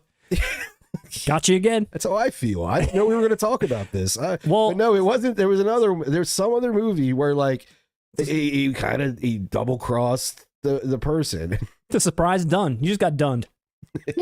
Dunn stunned you. This is a surprise dunning. Get her done. I'm not going to look, but I'm going to go out on a limb and say literally everyone watching has dropped a positive comment about Kevin Dunn. I'm not going to look, but that's what my heart's telling me. I'm not arguing. I have no problem with Mr. Dunn. Love Dunn. And I love Stir of I never said Echoes. he betrayed me. How dare you? But looking forward to this. Stir of Echoes. Again, LIONSGATE just doing some more Steelbook love. I feel like I haven't heard too much about LIONSGATE and their Steelbooks in a little while. And it is cool too, because Stir of Echoes does deserve a 4K. Yeah. And I think a LIONSGATE Steelbook is a rightful home for Stir of Echoes. I agree. Did they release the artwork, or are they Nothing going yet. with okay? Nothing yet. If they keep that original artwork, Yeah. maybe I'll buy it. Look I at think this. I'd be swayed to buy it with that artwork. I hope it's just the full picture of Kevin Bacon's body. Just like that whole scene. It's just that. Rip Bacon. Well, me personally, I want in one of those squares on the corner Joaquin Phoenix's head. Let him in there. I want him on every cover. If we want to save physical media, we have the answer now. Should we like crop his head out and make him like our new logo? Like put like Blue News like within his head somehow? Oh, That right. Frankenstein monster of Joaquin Phoenix is one of the most... It dares you. You know what I mean? It's one of those things like it's unsettling. You can't take your eyes off it. It's art. It dares you to accept it. It's like, I know it's right there. I know somebody signed off on this. They thought, yep, that's a human being. And it's like Russ, do you accept that this is your world? Like, it really makes you think. That's all I've ever thought about since I've seen it. Yeah. Russ coming out in a Steelbook one more time for the masses. It's Leon the Professional, and it's coming out for its 30th anniversary. Yeah. And here it is. This makes me laugh. It's coming out. Real quick, this reminds me, you remember that remake in the 90s of Sabrina with Harrison Ford? Yes. And you remember the cover of that? The signature of Sabrina. And it would have that black, white, red scheme. Yeah. That's all I think about when I see that. I think this illustration's nice. It's nice. It's just that correlation in my mind between it and Sabrina. I can't. And I'm defending everything blue, Matt. Well, I was going to say this has come out quite a few times in 4K already. And, you know, I've bought this probably 4 or 5 times in my lifetime, going from DVD to Blu-ray to Ultimate Director's Cut to now 4K and whatever else. But I will say, you're right. You are right. I am very much so partial to my Everything Blue release. Let's get that in the box cam. My Everything Blue release, which does have a Steelbook inside of this as well, which is also awesome. I'm never going to give this up. This is my definitive Leon Collector's Edition. But I saw this. They're putting this out again. I think it looks nice. I think the art looks, like I said, I think it looks cool. You got Gary on the back. Like he's lost. Yeah. He walked off to, where am I? I'm on the back now. I thought I was on the cover. He looks like he's had to drop the gun. Like he just looks very depleted. I think you're right. I think it's the cursive Leon I don't like. It looks like it's written in lipstick. It doesn't, like it's a rom-com or like there's some, Yeah. and that's even more disturbing if we're going to attach some sort of like seductive element to this movie, which is already on the fence with. Nah. I think it's. But Oldman saves it, man. Yeah. He's looking. I mean, the placement of everything and stuff. I mean, I feel like Oldman. the illustrations, I think, are good. I think everyone is illustrated very nicely. How it's put together, but it's clean looking. You know what Oldman looks like there? What? He looks like he just entered that scene in The Matrix, but he's about to fucking murder Morpheus. Like, where it's all white and he has the conversation, like he's alone. And well, so you're not picking this up? We already have the everything. No, I already have the everything. That's right. One. That's right. And it is the definitive. There's a billion things that came with that. I know. I don't know if anyone's saw this, interested in this. More importantly, when's the next Everything Blue release? Is it Dinier in the chat? Can we get him to answer for himself? I don't know. Is it Dinier out there? I haven't seen him yet. We haven't seen him. Well, if you're watching this real time, Dinier, answer for yourself. And if you're watching this later, comment below with what's going on, because everybody needs to know. I'd also like to know. Yeah. Mainly me, I guess. Just me. Or just send us an email. Just send us an email. Let us know how you're doing, how you've been. How's Mark been? I feel like I haven't seen Mark in a while. Is Mark out there? Oh yeah, I guess I should ask. We're live. We're live. Mark, I hope you're doing well wherever you are. Wherever you are. Mark, we miss you. The chat's like, who the hell? Good friend Mark. We're just gonna start talking about our dead homies now. And this one goes out to Uncle Charles. I haven't seen Uncle Charles in a long time, Matt. If you're out there, Uncle Charles, this new Leon Steelbook's coming out. Did you know, Russ, it's the 20th anniversary of Shaun of the Dead? I do now. I guess that was 04. 20th anniversary, Shaun of the Dead. And they're putting out a Steelbook for it and a regular edition for it, but they're also doing you one more solid, which I thought was interesting. And I didn't really realize this, but I saw a lot of people commenting underneath of this release saying that the original 4K of Shaun of the Dead, whether it's the one that came in that Cornetto trilogy or if it was a standalone, the transfer itself was like not great. Like it was like widely known, I guess, as not being great. But for this particular one, here's the regular, 20 bloody years, they're doing a brand new 4K remaster for Shaun of the Dead. So they're good. Yeah, so it's a completely brand new one. Dolby Vision's being included. It's coming out the 3rd of December. So hopefully it fixes all the issues that people had with the original one. I didn't realize that. I don't think I've even seen my Shaun of the Dead 4K, but I never picked it up. Yeah. Yeah, because back to Everything Blue, I had that nice Blu-ray special edition. Yeah. And maybe I'd read something about there being issues with the original 4K. Yeah, this is the one that I've got as well from them, and I slid the 4K into this, but again, I never watched it. So now I'll have to buy this one and slide that 4K into here. Shaun of the Dead, you blind. I'm not doing that, but that's what I would do if I did have that. So yeah, so that's your Steelbook lineup or roundup, Russ. Yeah. What do you think of the artwork? So I can't decide which Shaun of the Dead I'm going to pick up. I mean, I like this kind of like comic book one, like Tales from the Crypt version kind of looks cool. Yeah. I like that. I like that. But yeah, like you said, it's giving me Tales from the Crypt, Creep Show. Yeah, right. Vibes, which Romero, but to me, I don't know, Dawn or Night of the Living Dead, Dawn. What am I talking about? It's nice. I like how I'm really complaining just to complain at this point. You're just a complainer. What I think is funny though is Edgar Wright put himself as a bubble on there, and he's not even in the movie, is he? Should have put like the girlfriend on there or the mom. Yeah, like Liz. An actual character. Yeah, Liz. Edgar was like, no, me, I'm on there. Well, you know my thoughts. I always hated how they tried to like a trilogy. Like, I get it. It's not. You guys, it's not. Thank you. It bugs the hell out of me. It's not. All the movies are fine on their own. I'm not dismissing the movies themselves, but I despise calling it a trilogy. Despise the trilogy. Before we move on to the next segment, just thinking about, I almost forgot to mention Lionsgate. We were talking about them and their Steelbooks. I saw a post that for all my Titans of Cult people out there, that they've inked a deal with Lionsgate. I don't know if are we still buying Titans of Cult out there? Or how is everybody feeling about Titans of Cult? Have they gotten help?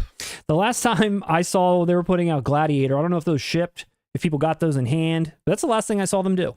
Do they still come in action figure packaging that will cut you up if you try to watch a movie? Not as of Gladiator, no. Oh, really? Remember? Did they really give that up? They did. Remember, They watched our video. It came in a giant like Godfather like book. Then there was one that was like a standalone hard box, thing. that had like pins with it, but it wasn't in like a plastic case. It's completely new. But that's the only newer one I saw them do. That's what I'm saying. They play around too much. Too much playing. Yeah, for real. What's like if they gotten their act together? Did an intervention occur? I'm curious. What's the chat say about Titans of Cult? Is there any Titans of Cult interest or love out there? They're still going on about Harry Dean Stanton. They're still, and they should be. That's a great discussion. Billy 2891. I bought Gladiator from Titans of Cult. Billy 2891. Tell us right now how it is. Did you like the quality of it? Would you buy more from them? We will wait. Snow globe. Exactly. We have yet to see any snow globes today. No this snow globes. Steelbook takeover, the market, you guys are making a mistake. The money's in snow globes, not Steelbooks. Triple R3 said that Shaun of the Dead should have come with the Labyrinth treatment with an ice cream cone plushie and a zombie maze game. I agree. Hey, it's me and HD says Titans of what? Titans of what? My man. Who? I don't see any Kevin Dunn love. I'm sad to see that. It's up there. It's up there. Is there Kevin Dunn love? Yeah. Yes. Let me scroll up to where my people were talking about Kevin. Kevin. He was in some imaginary war there with me about Kevin Dunn. Let's just give imaginary war. Let's give Kevin Dunn his flowers. It's long overdue, according to Matt. Okay, there was fingernail horror. 7 Days of Sea. You're right. There was some. That's true. There's some fingernail shit that goes on in that. Same thing with The Ring. When there's like some fingernails breaking off, when people are like scratching stuff. Oh God, that is awful. That doesn't bother me. Oh, and you know what's gives me weird? chill. Even when I was a kid, like the chalkboard sound. That doesn't bother me. At That all. doesn't bother me either. None of But that to see that dragging and then like a nail just like breaks completely off. Oh, you know what does bother eye me? stuff. You know what does? Eye poking. You know what does bother me? Doesn't- I But can't look at it's that. impossible to put it in a horror film. That plush material that certain couches are made of and stuff. Do you know what I'm talking about? It's like a felt. If I You get a touch weird that, feeling. yeah. Or Yeah. like wooden spoons, or like when you're doing like a water ice. And Oh that yeah. feeling like or like Like a popsicle, like the stick. You like chew on it. No, that feel. I get the same like a nails on a chalkboard feeling with that. But they can't incorporate that into horror films. I've tried. It's a very writing niche. Yeah, I tried writing the screenplay about an evil popsicle stick. It didn't go far. That's very niche, I think is how they say it. Very niche. Saw a lot. Okay, a lot of stir. Oh, here we go. Dun dun dun. There we go. Come on, where's I don't see any Kevin Dunn love at all. Lindsay, the producer, lied to They me. were talking about all the movies he's in. Oh, they were? Okay. Were they? I still don't see it. I guess he did Shia LaBeouf dirty in the Transformers. Oh, Is that's that right. what you're talking about, Russ? See, he is. He's like he did Maybe. betray him in that. It could be. I swear, for some reason in my head, it was the F. Gary Gray movie, The Negotiator. Remember that with Spacey and Samuel L. Jackson? Yeah. For some reason, I was thinking that, but I don't think it's that. Well, love but Dunn. it was a movie like that. Chris, love Dunn. Love him. He's been in so much. Love Dude, seriously, Dunn. he's been in so many things. I would love to we should do a whole segment on his filmography. Nah, dude, I'm with the chat. We're really not interested, man. Lindsay, can we do a poll? Is there a possibility to do a poll to the audience? And the question Haven't we Do you bored care them about- enough?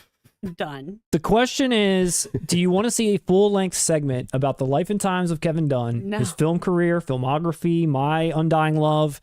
Because I'm due for a segment where I just talk at Russ and he sits You there are. and he listens to me. You are. You really And are. then I publish it and I'm see with get you. 3 views. No, you really are. You really are. No, but jokes aside, I do feel like the past couple of like our segments, they have been more like like you said, the Hollywood where I lost my mind. Where you're like shouting me down.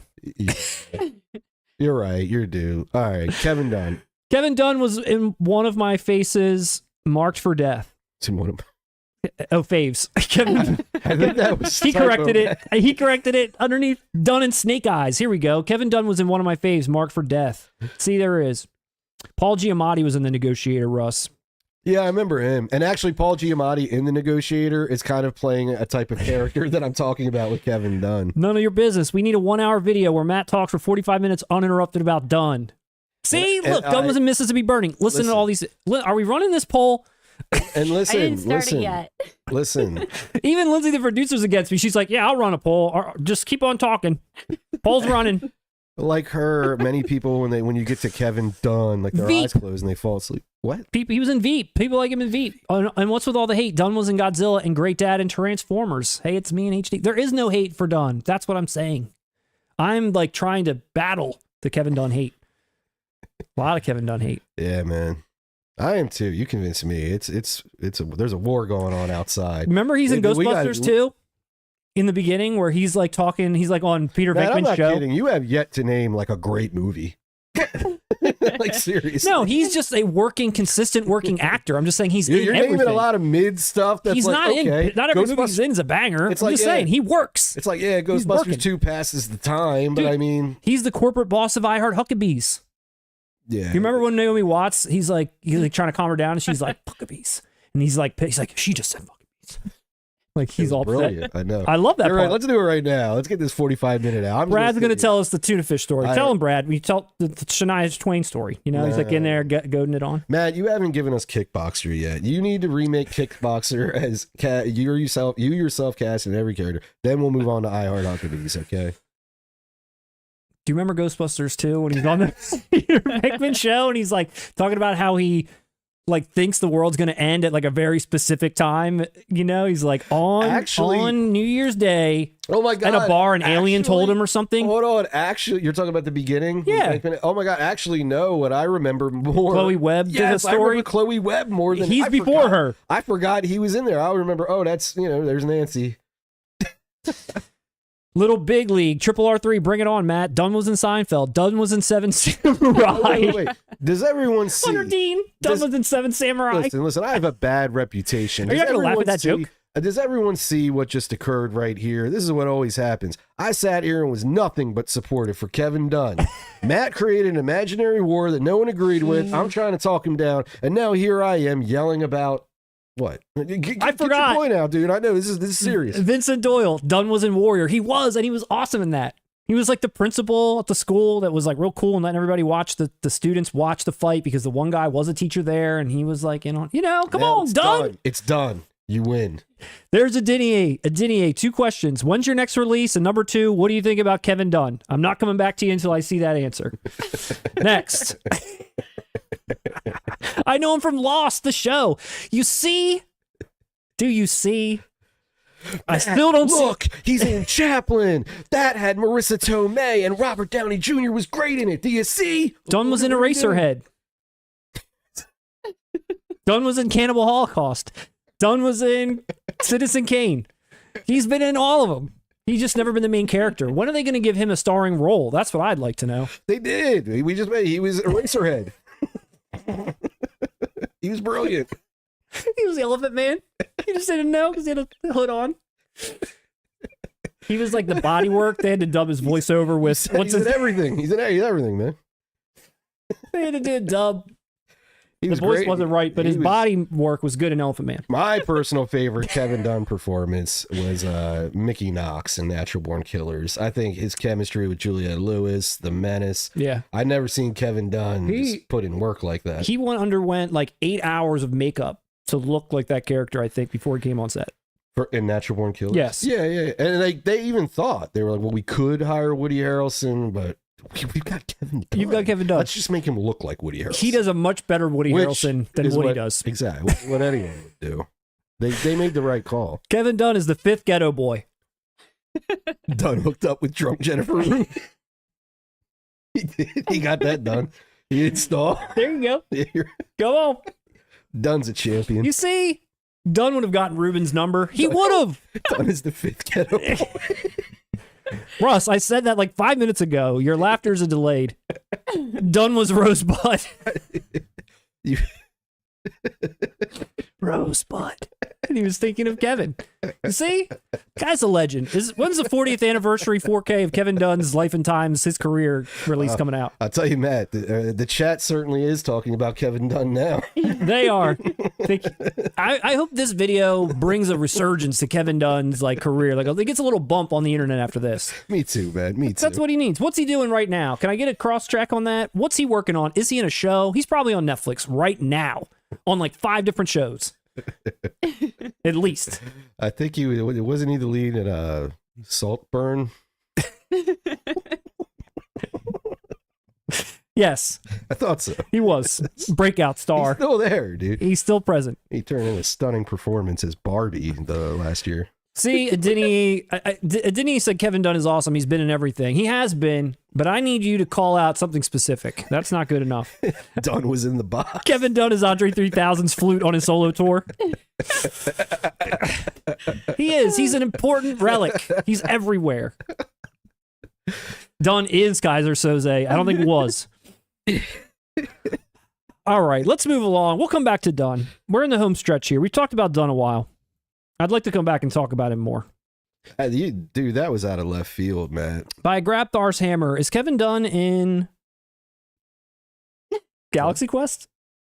That'd be awesome if he was. It was like just like a... Someone's going to jump in the chat. He was. This isn't sarcasm anymore. He really was in Galaxy Quest. Hunter Dean says Dunn was frequently seen at P. Diddy's freak-offs. Oh my God. I mean, I hope that Dunn doesn't get caught up in the crossfire of the Diddy scandal.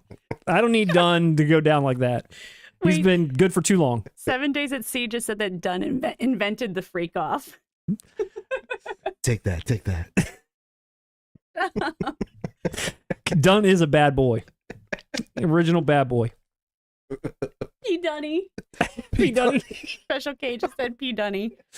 I think we're Russ, figuring out, Matt, now we've learned, dude, why he's not around anymore. He was blackballed. He probably got Me Too. P. Dunny got taken down. do you understand that this has become the best segment in 4K Kings history, and you were dead set against even talking about Kevin Dunn? You see what's happened here? I do. You strategized this very well, Matt. Kevin I hope Dunn. you and Dunn are happy. I am very happy. I hope Dunn's in the chat. Can we get a Dunn out there? He's everyone in the chat. All of that is Kevin Dunn. I need a dedicated fan to create a fake YouTube account that's Kevin Dunn and put his face as the avatar and then start commenting in the chat as Kevin Dunn. Kevin Dunn is Spartacus.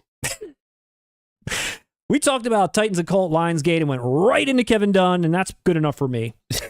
But Job well done, Matt. here's Galaxy Quest for the first time on 4K Ultra HD. It's 25th anniversary. Lindsay in the booth is dying laughing. I have a feeling it's more done. Do you got one more done? It just won't stop coming. Give us one more done before so we can move on. Oh my God. Well, Give me more Hey, It's Me in Dunnism. HD said this is the most anyone has ever mentioned Kevin Dunn. And wait, there was another really funny He can one. thank me. Me. That's who. Kevin Dunn is the sandworm in the last 2 Dune movies. Dunn He's invented doing the shake mocap. weight. He's like doing one of these in the beach, in the sand.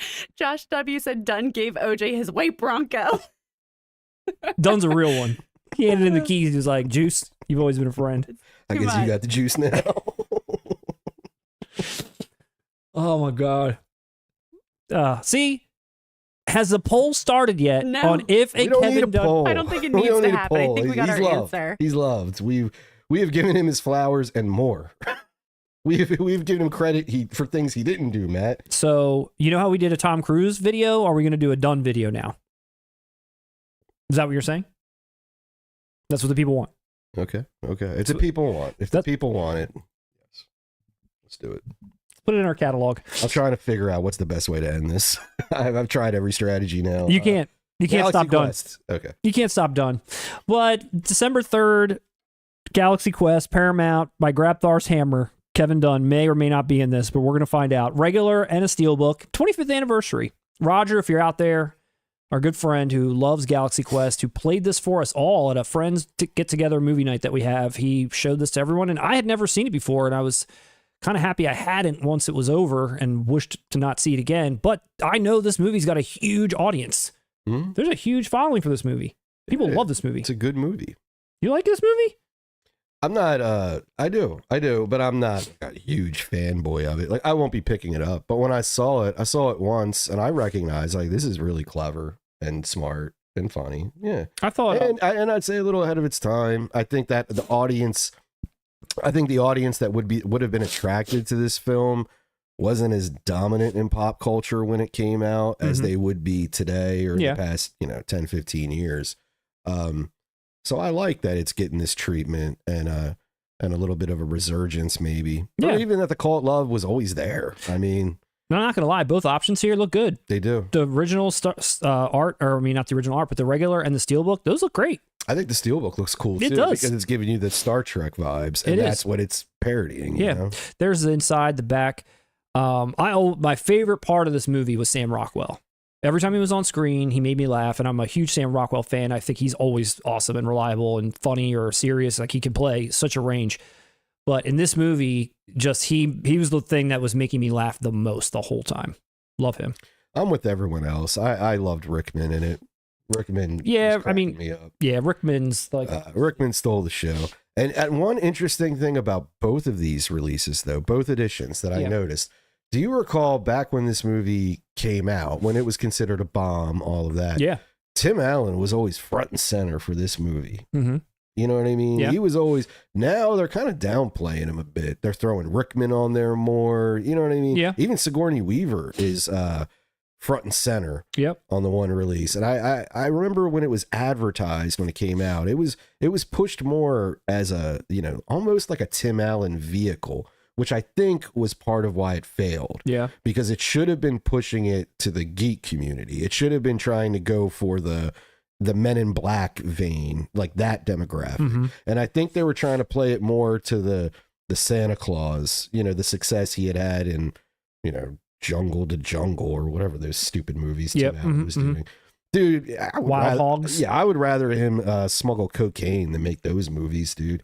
Was Sigourney Weaver always in the front? I know you just said that, but on the poster, was she in the front? The original, this is what I recall, and I could be wrong. It was like they were all standing together, and Tim Allen was in the middle. Yeah, but it was, you know, they do that shit subliminally. Like Tim Allen was clearly, hey, that's the dude. Sure. And I just think it's funny how we've come a long way from that. Yeah, no, but I think it looks great.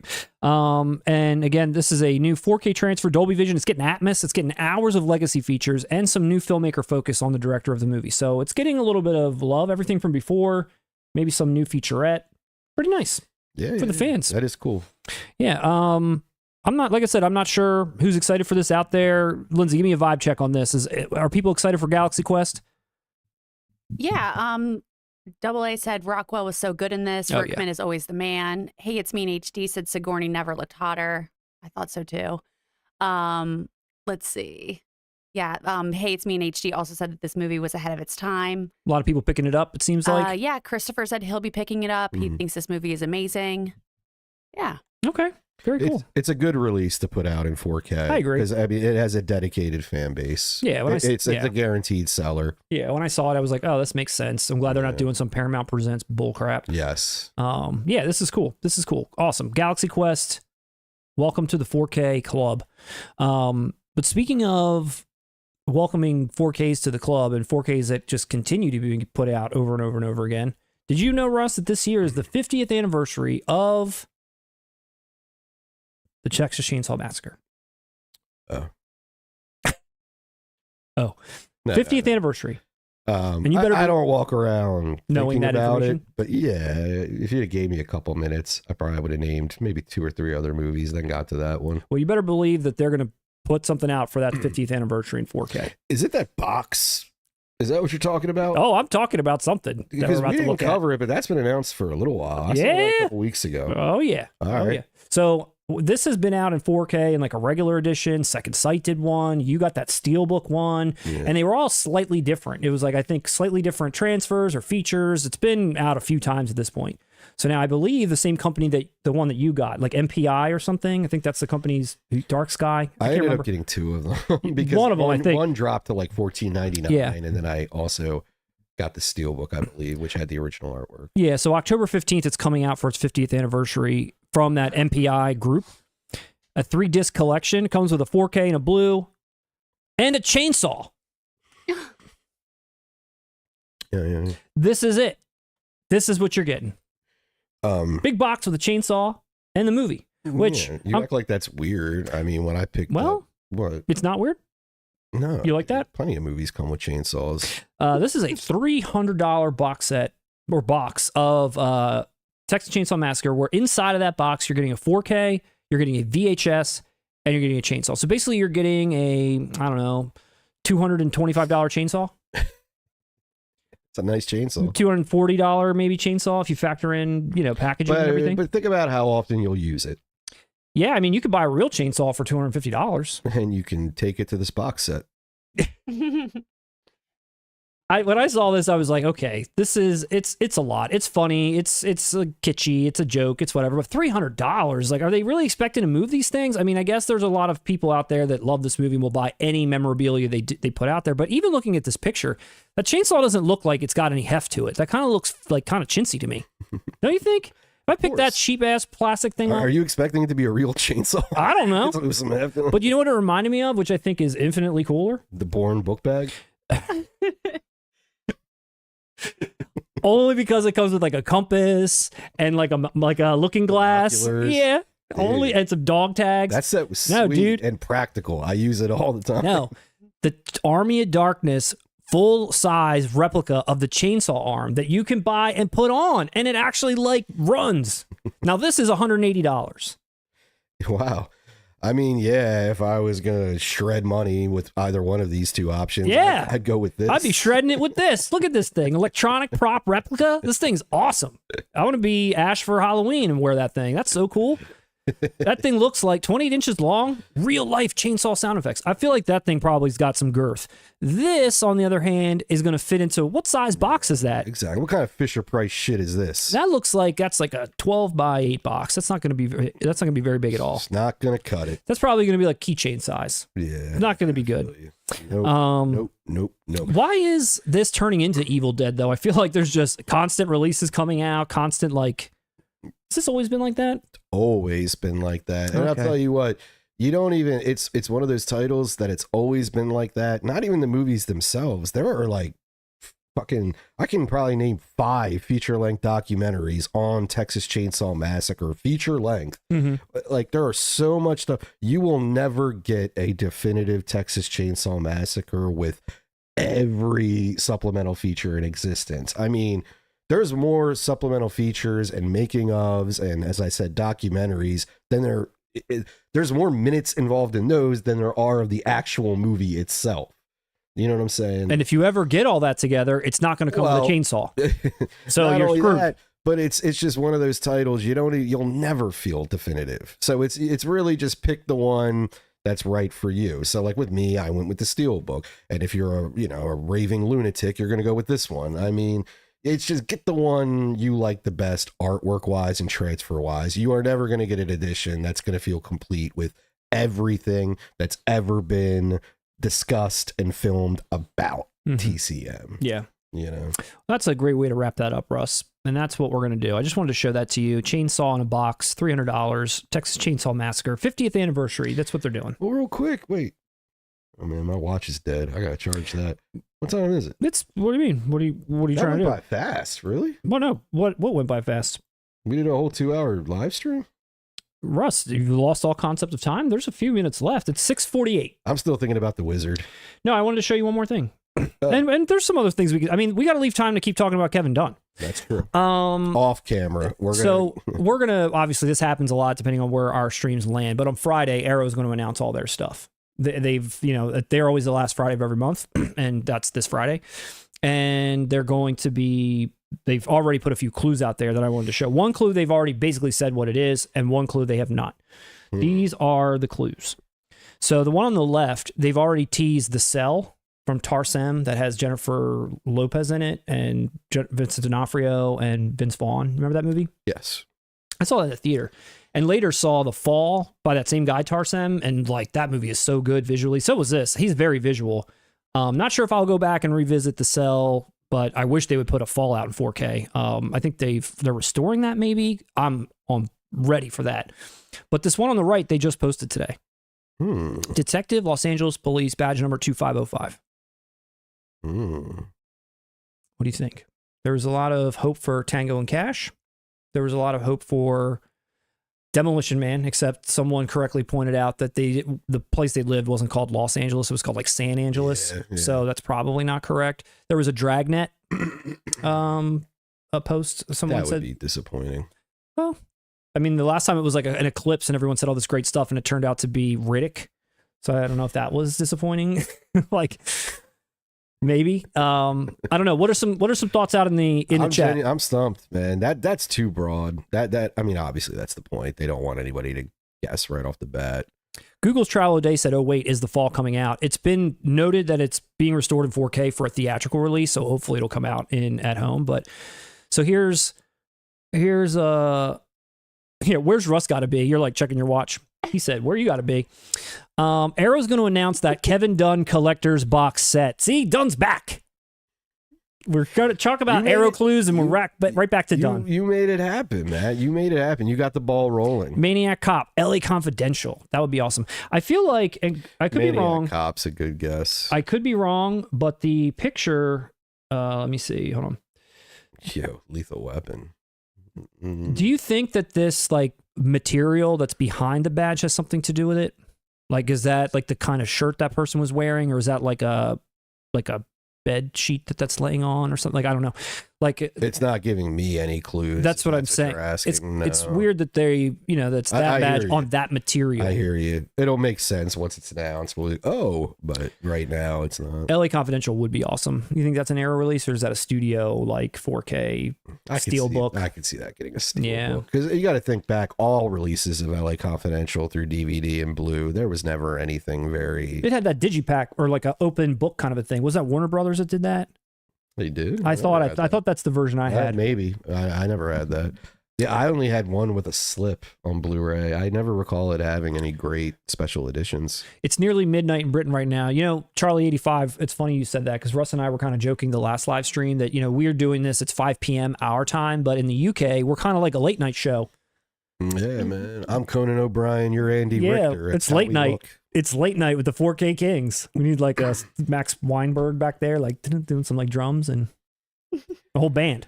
Soon you're going to learn that I sold my soul to the devil. LAPD to protect and serve. That's a guess. Mulholland Falls is a guess. Some Dragnet we saw.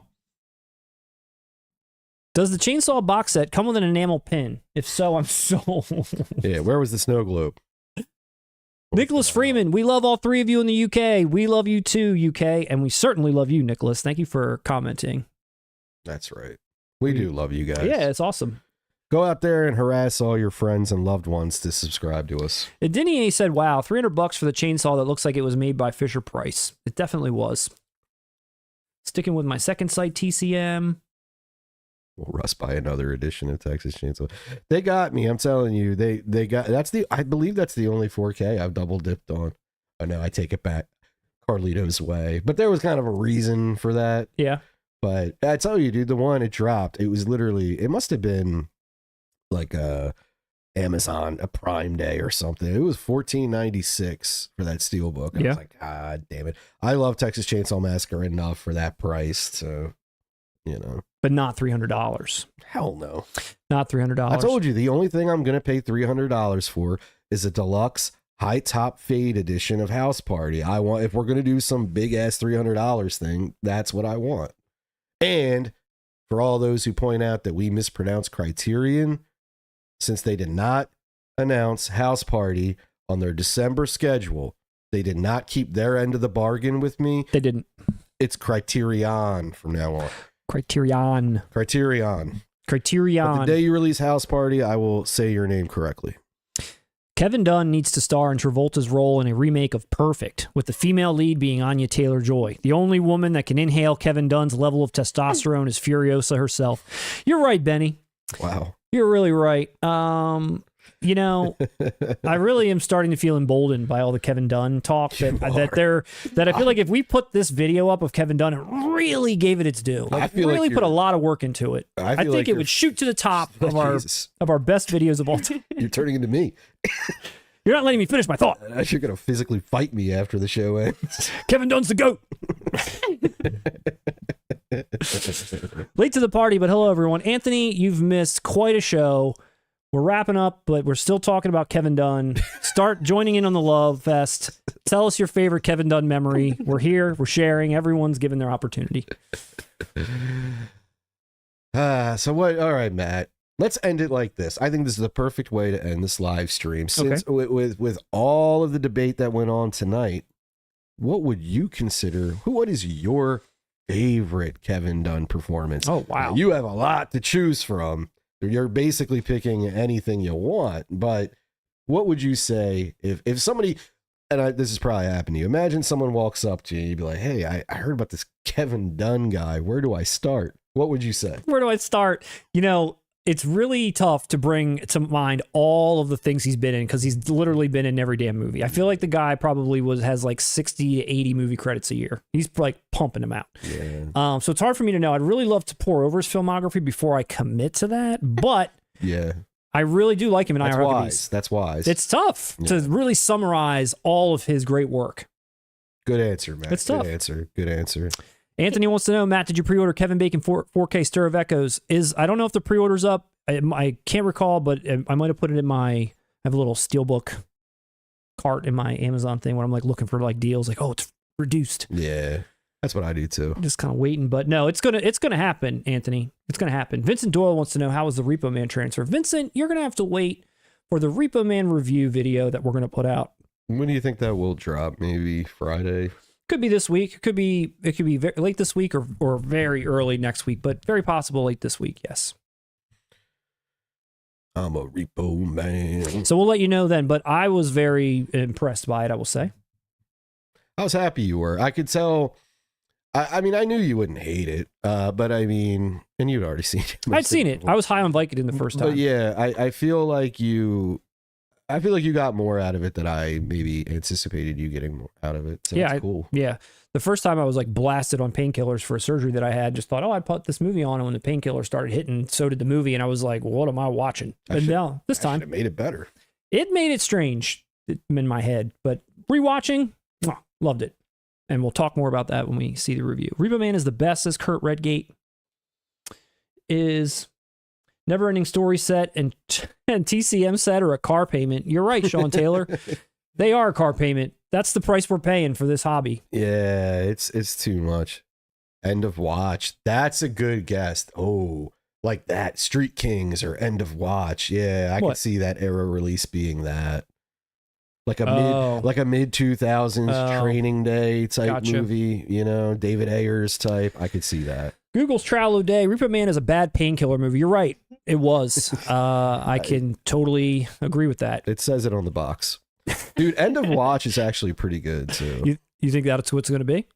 I'd pick up End of Watch. I remember seeing the trailer, and Jake Gyllenhaal was pretty intense in that, wasn't he? See, you gotta understand. Admit this: I was always on the Jake Gyllenhaal train, dude. I've always been a fan of Jake Gyllenhaal, and I watched that just because he did it. Yeah, he's good. He's good in everything. I missed this comment. Josh W said, "Dunn is Leatherface." He was. Mm-hmm. Many people don't know that. He was the dude in the wheelchair also. He was the dude in the wheelchair also. A lot of makeup. He was a big, like, he really transformed for his roles. Actually, he probably didn't need the dude in the wheelchair in Texas Chainsaw. Kevin Dunn could do that. He had like it kind of looked like young Dunn. Young Dunn. Young Dunn. Jake Gyllenhaal in City Slickers says none of your business. Even that, yes, he's brilliant. That's a good catch. Trying to catch us. We know young Jake Gyllenhaal was in City Slickers. But did he have a Los Angeles police badge? Nah, he was wearing his cowboy attire from Brokeback Mountain. Nightcrawler 4K oh when? God, I know. Give it to me. Nah, Jesus, that hasn't happened. Nightcrawler 4K has to Wait, happen. was Dunn in the Thing? I know we were dropping some fake ones, but is he in the Thing? No, that's not what they're saying. They're saying Dunn was the Thing. Dunn was the virus. He was also the Thing. He was the dog. Now I get it. I missed that. Copland. Nightcrawler 4K. I've never seen Copland. If Arrow did you should. You know why? I'm going to show it at movie night as a joke. You know who directed it? Sylvester, right? No, James Mangold. Oh. Who is champion with 310 to Yuma. And he's got that great Bob Dylan documentary coming out. And Logan. That's why I'm showing Copland. He actually did a good movie once. Lethal Stallone's Weapon. great in it, dude. Deep Cover 4K. That would be rad. I saw someone say, oh crap, what was another one that was, Colors or... Colors would be great too. I think that's the one. They were probably guessing it with the badge. Yeah. Yeah, I would. Well, Colors, there was a special edition. I have blue of Colors. Shout probably has that. Okay. Shout Factory put that up. I would upgrade that. Colors is a time capsule. Ice-T is one of my favorite artists. So Colors is only on Blu-ray, says Oscar. Yeah. Yeah. Dude, Stallone's great in Copland. You should, man. You're saying for Ray Liotta alone. No disrespect to Ray Liotta, but to me, what impresses me the most about Copland is Stallone went into a serious movie with actors that damn near everyone universally views as above him, and he knocked it out the park. He understood. He knew. And you feel so sympathetic for him. His story's awesome in it. And watching him go toe-to-toe with, De Niro, Liotta, Keitel's. I was going to say, is Harvey in it? Like I thought Harvey was in it. Dude, everyone, basically. And Stallone killed it. He nailed it. Did Mangold really pull a good performance out of everyone? I don't know what Mangold can. To me, he's the ultimate journeyman director, dude. I'm not going to go that negative. He's just competent. So, but it's not a kind of movie where I'm watching it for like strong visual filmmaking and an auteur's eye. It's just a great character movie about corrupt cops and Stallone, who's kind of an underdog in it as well. Yeah. Like that's his bread and butter. It gels very well. Special K says, with WB partnering with Arrow recently, I'm betting on LA Confidential or Lethal Weapon. Mike, I love what he said. Stallone is an artist, literally. I've been saying that for years. And what people confuse, this is going to sound funny, but a lot of what Sylvester Stallone, what his art isn't usually what we associate with art, because he doesn't really take chances. But he, as a person, he is so doing it from his heart. Like, I don't believe in the bad guy winning. I don't believe in killing off the good, like that kind of stuff. Like, he's that is art. That's his true, like, he is that, like, it's him, man. Yeah. I do. I give him props for that. Even if you disagree with, like, say his politics or whatever, like, nah, the man is an artist and he doesn't get credit for Robert that. Patrick, was he in Copland? Yeah. Okay. Dude. Annabella Sciorra, Edie Falco, Wow. like a ton of Michael Rappaport, Method Man. There's a ton of people in that movie. Janine Garofalo. Daniel Kathy says, Moriarty. Daniel says, I think it's Lethal Weapon because 2505 is Riggs' badge number. Oh, then And someone says, Daniel, is it really? Do we know that for sure? I don't know that for sure. Can anyone, let's say, Daniel, what do you know? If Russ is pumped. Russ is ready for Lethal Weapon. Lethal Weapon. Hey, that'll be my top 5. Oh, man. Who can confirm that? Who can confirm Riggs or Murtaugh's badge number? Let's see if I'll look it up really quick before we close out. It's midnight in the UK with the 4K Kings. I know, man. They got jobs. They got jobs. We gotta stop. Janine Garofalo. Daniel said that's what AI told me. Everyone got pumped about Garofalo. All those legends. Riggs. She's good at it too. I don't care. I like Janine Garofalo. I don't want any Janine Garofalo hate. No, that will not be tolerated on this channel. I typed in Lethal Weapon Riggs badge number and it comes up. The gold and silver metallic Sergeant Officer Shield has Riggs badge at number 8526. That's what the straight Google search just said. There it is, Luke's Blade. Lucas Blade said it's 8256, and so did Destroyer of Wombs. Yeah. And Charlie 85. Did anybody get Murtaugh's? I think they would reference Riggs over Murtaugh. But that would be a trickier clue. That's true, so maybe they would. How do you spell Murtaugh? M-U-R-T-A-U-G-H? Yes. Like I know him. Yes, my buddy. My buddy Roger Murtaugh, yeah. I don't see it in here. I don't know. Well, that's what I'm saying. It's not a movie where like they're flashing their badges. It's not the Naked Gun. I mean, they're not like walking around. Police officers, I'm Detective Riggs. I'm Detective Murtaugh. Like, it's not that.